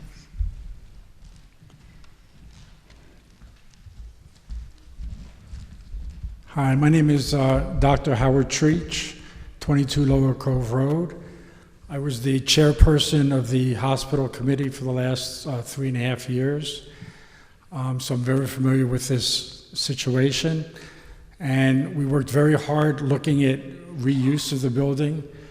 As Dennis said, we hired by a grant, HKT, a very renowned architectural firm in the eastern part of the state, looked at the site for reuse, and basically did the environmental studies that they're talking about paying for again, did some of the calculations.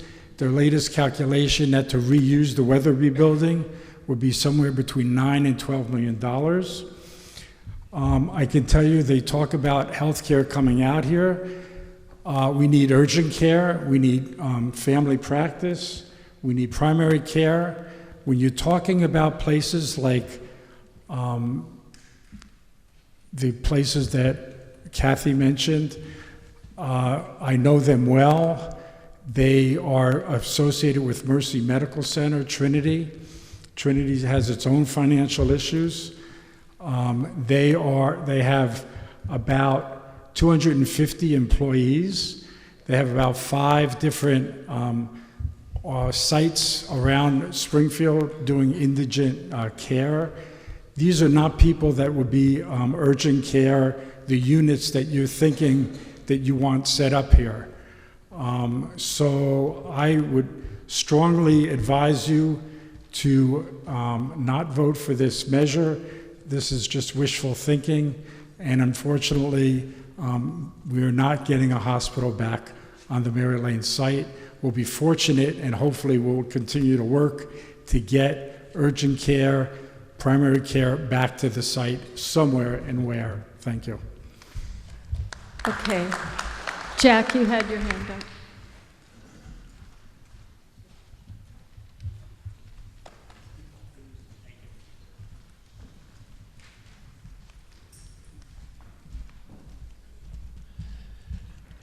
Jack Cassio, 95 Church Street.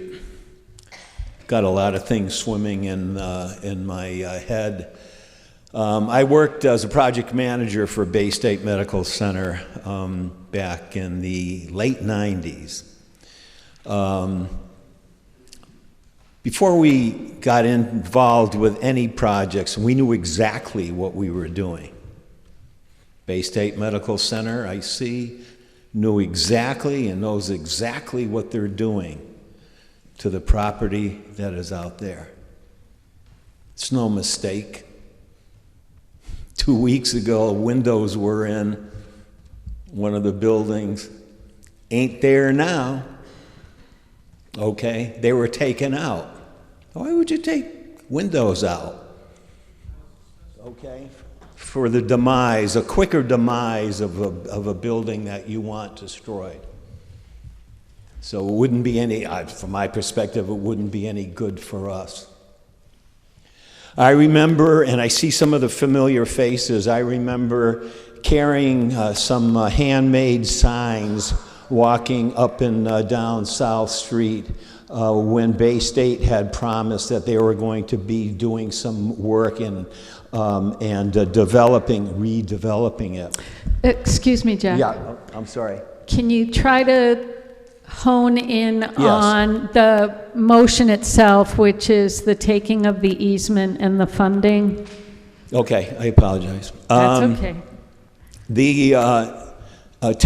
Having the easement is going to give us a lot more freedom than what we had before. It's going to be, we were stopped dead in our tracks asking permission from Bay State. Can we show somebody else that we're interested? We used to have to wait, and we used to have to wait a long time. This eliminates that. Okay, and it's going to allow us, and there has been a number of places that Kathy and Cindy have mentioned that have shown an interest. And now things are starting, I don't want to say to roll, but they're starting to roll. I think we're on the right path. I think of Jack McQuaid saying, the town that can't be licked, and I hear so many people out here telling you why we can be licked. No.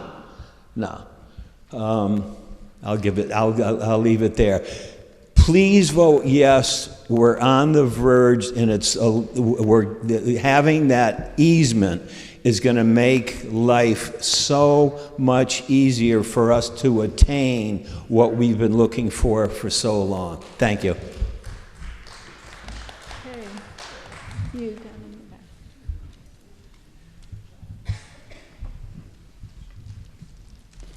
And I'm going to encourage people to start presenting new information or facts, because it's starting to be like, I agree with him, I disagree with her, I agree with her. Okay? Okay, great. My name's Amber Latendra. I live on Walter Drive, and I have a question. I'm wondering what the legal justification of the eminent domain is, because if I understand this correctly, Bay State still owns this property. So we would need to prove that the easement serves a legitimate public purpose, but we don't have a provider ready to step in, we don't have a development partner, and we don't have a defined healthcare project. So what's the validity of the eminent domain? Couldn't they just sue us, meaning we're gonna end up in a legal battle that's a lot more than this 20K that's budgeted? Who are you asking that of? Whoever, maybe the council? Would you mind?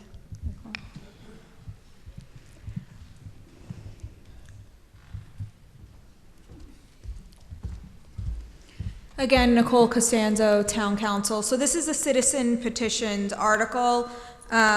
Generally, Town Council isn't consulted for petitioned articles, and it's not something that we typically opine on. So, the petition itself does include a public purpose. If there is a challenge, which of course the owners can bring a legal challenge, the courts will look to see whether it is a valid public purpose, and that's going to depend on the facts that are specific, that are presented to the court. And also, there is long-established case law that says that a taking cannot be conducted in bad faith, meaning, among other things, the municipality can have an improper or ulterior motive in conducting the taking. So, for example, courts have found that if a taking is motivated for a primary purpose of stopping a 40B development for affordable housing, the courts invalidated taking in that circumstance. But again, where this is a petitioned article, the public purpose is stated therein. I can't comment on the validity of that, but it could be challenged. And again, the courts typically employ the bad faith standard as well. Thank you. Somebody else had their hand up. You did. Yeah.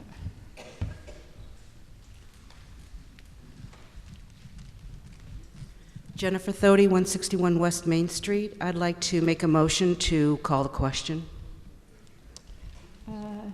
You're making a motion to end debate? Yes. To move the question? Yes, please. Okay.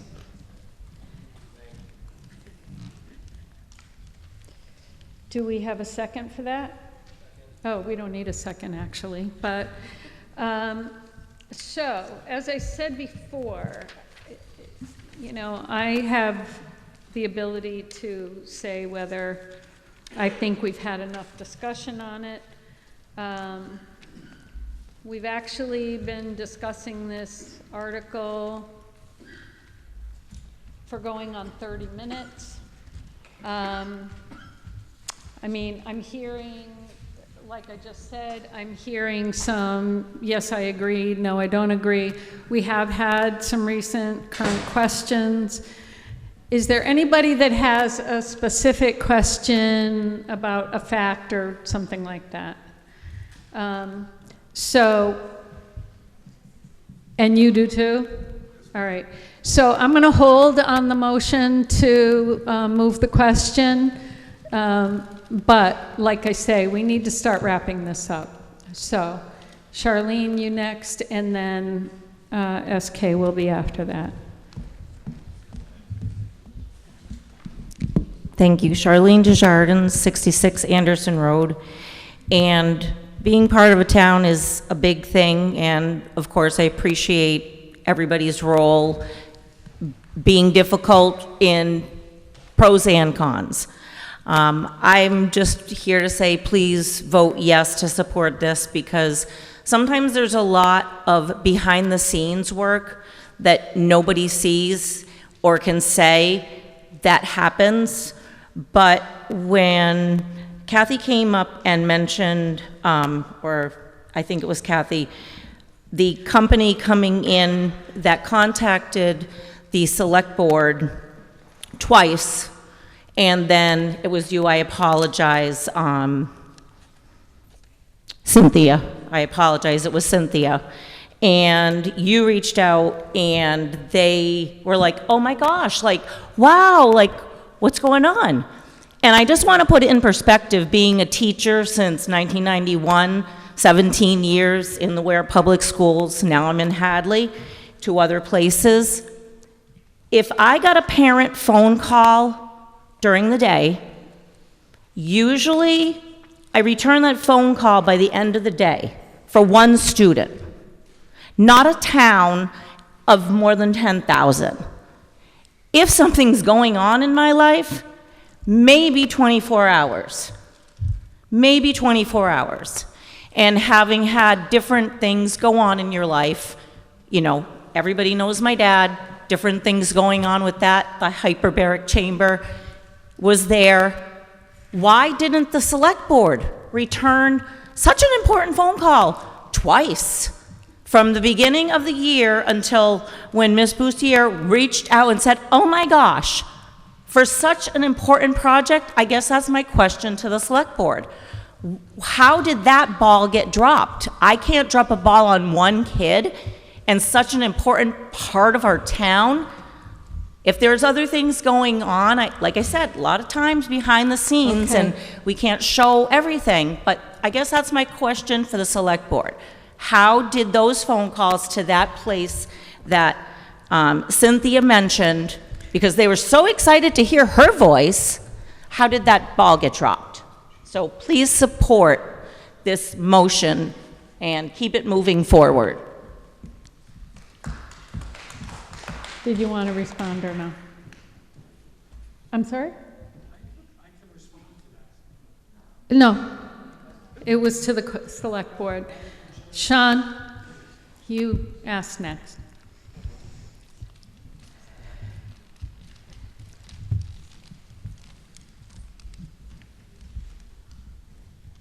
So my inquiry is directed at the proponents of this particular article. And what I would like to know, in the best of all possible worlds, if we were to move forward and take advantage of the proposed temporary easement, what new information would stand to be gathered that hasn't been ascertained to this point?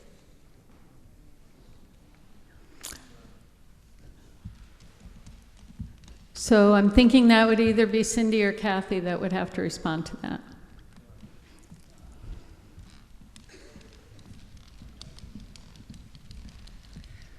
New information, it gives the potential partners the ability to come on site and not have Bay State make negative comments. I could go on and on about what Bay State's been doing to some of these providers. Please don't. I won't. Okay. But a couple of new information, what people aren't, I don't think, understanding is that Bay State does not lose ownership of the property with this easement. They still have full ownership rights. Currently, they have demolition permits in for all the buildings except for the Weatherby building. So what new information would we get by this? That was his question. What new information? We get the ability to go on there and then have people who are trying to get their grant money in and they want to bring in their people to look at the site and do their analysis of the Weatherby building. I don't think anyone's interested with the other buildings, but yes, they want to come onto the site, and then also Cedarbrook is interested in most of the back part of the site. So that would be the new information, getting people access on there. For 2 years, and it gets them, we need 2 years. These grants and everything, it gives time for these people to pull together the partners. Okay. All right. I think I'm going to end it now because I think whoever did their motion to move the question would probably stand up and ask again. So this motion, because it involves taking by eminent domain for a temporary easement, will require a 2/3 majority in order to pass. And I think it's time to open the voting now.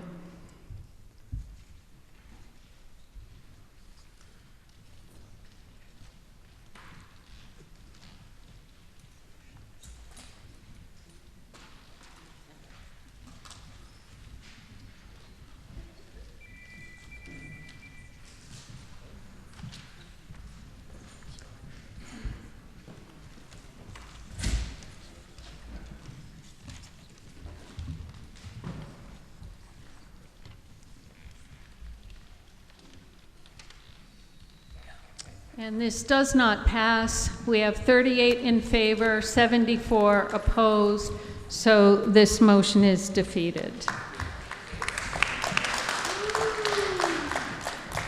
And we have a final motion to dissolve the annual town meeting of June 2nd, 2025 at 10:23 p.m. All in favor say aye. Aye. Anyone opposed? Thank you all. I very much appreciate your perseverance with the meeting.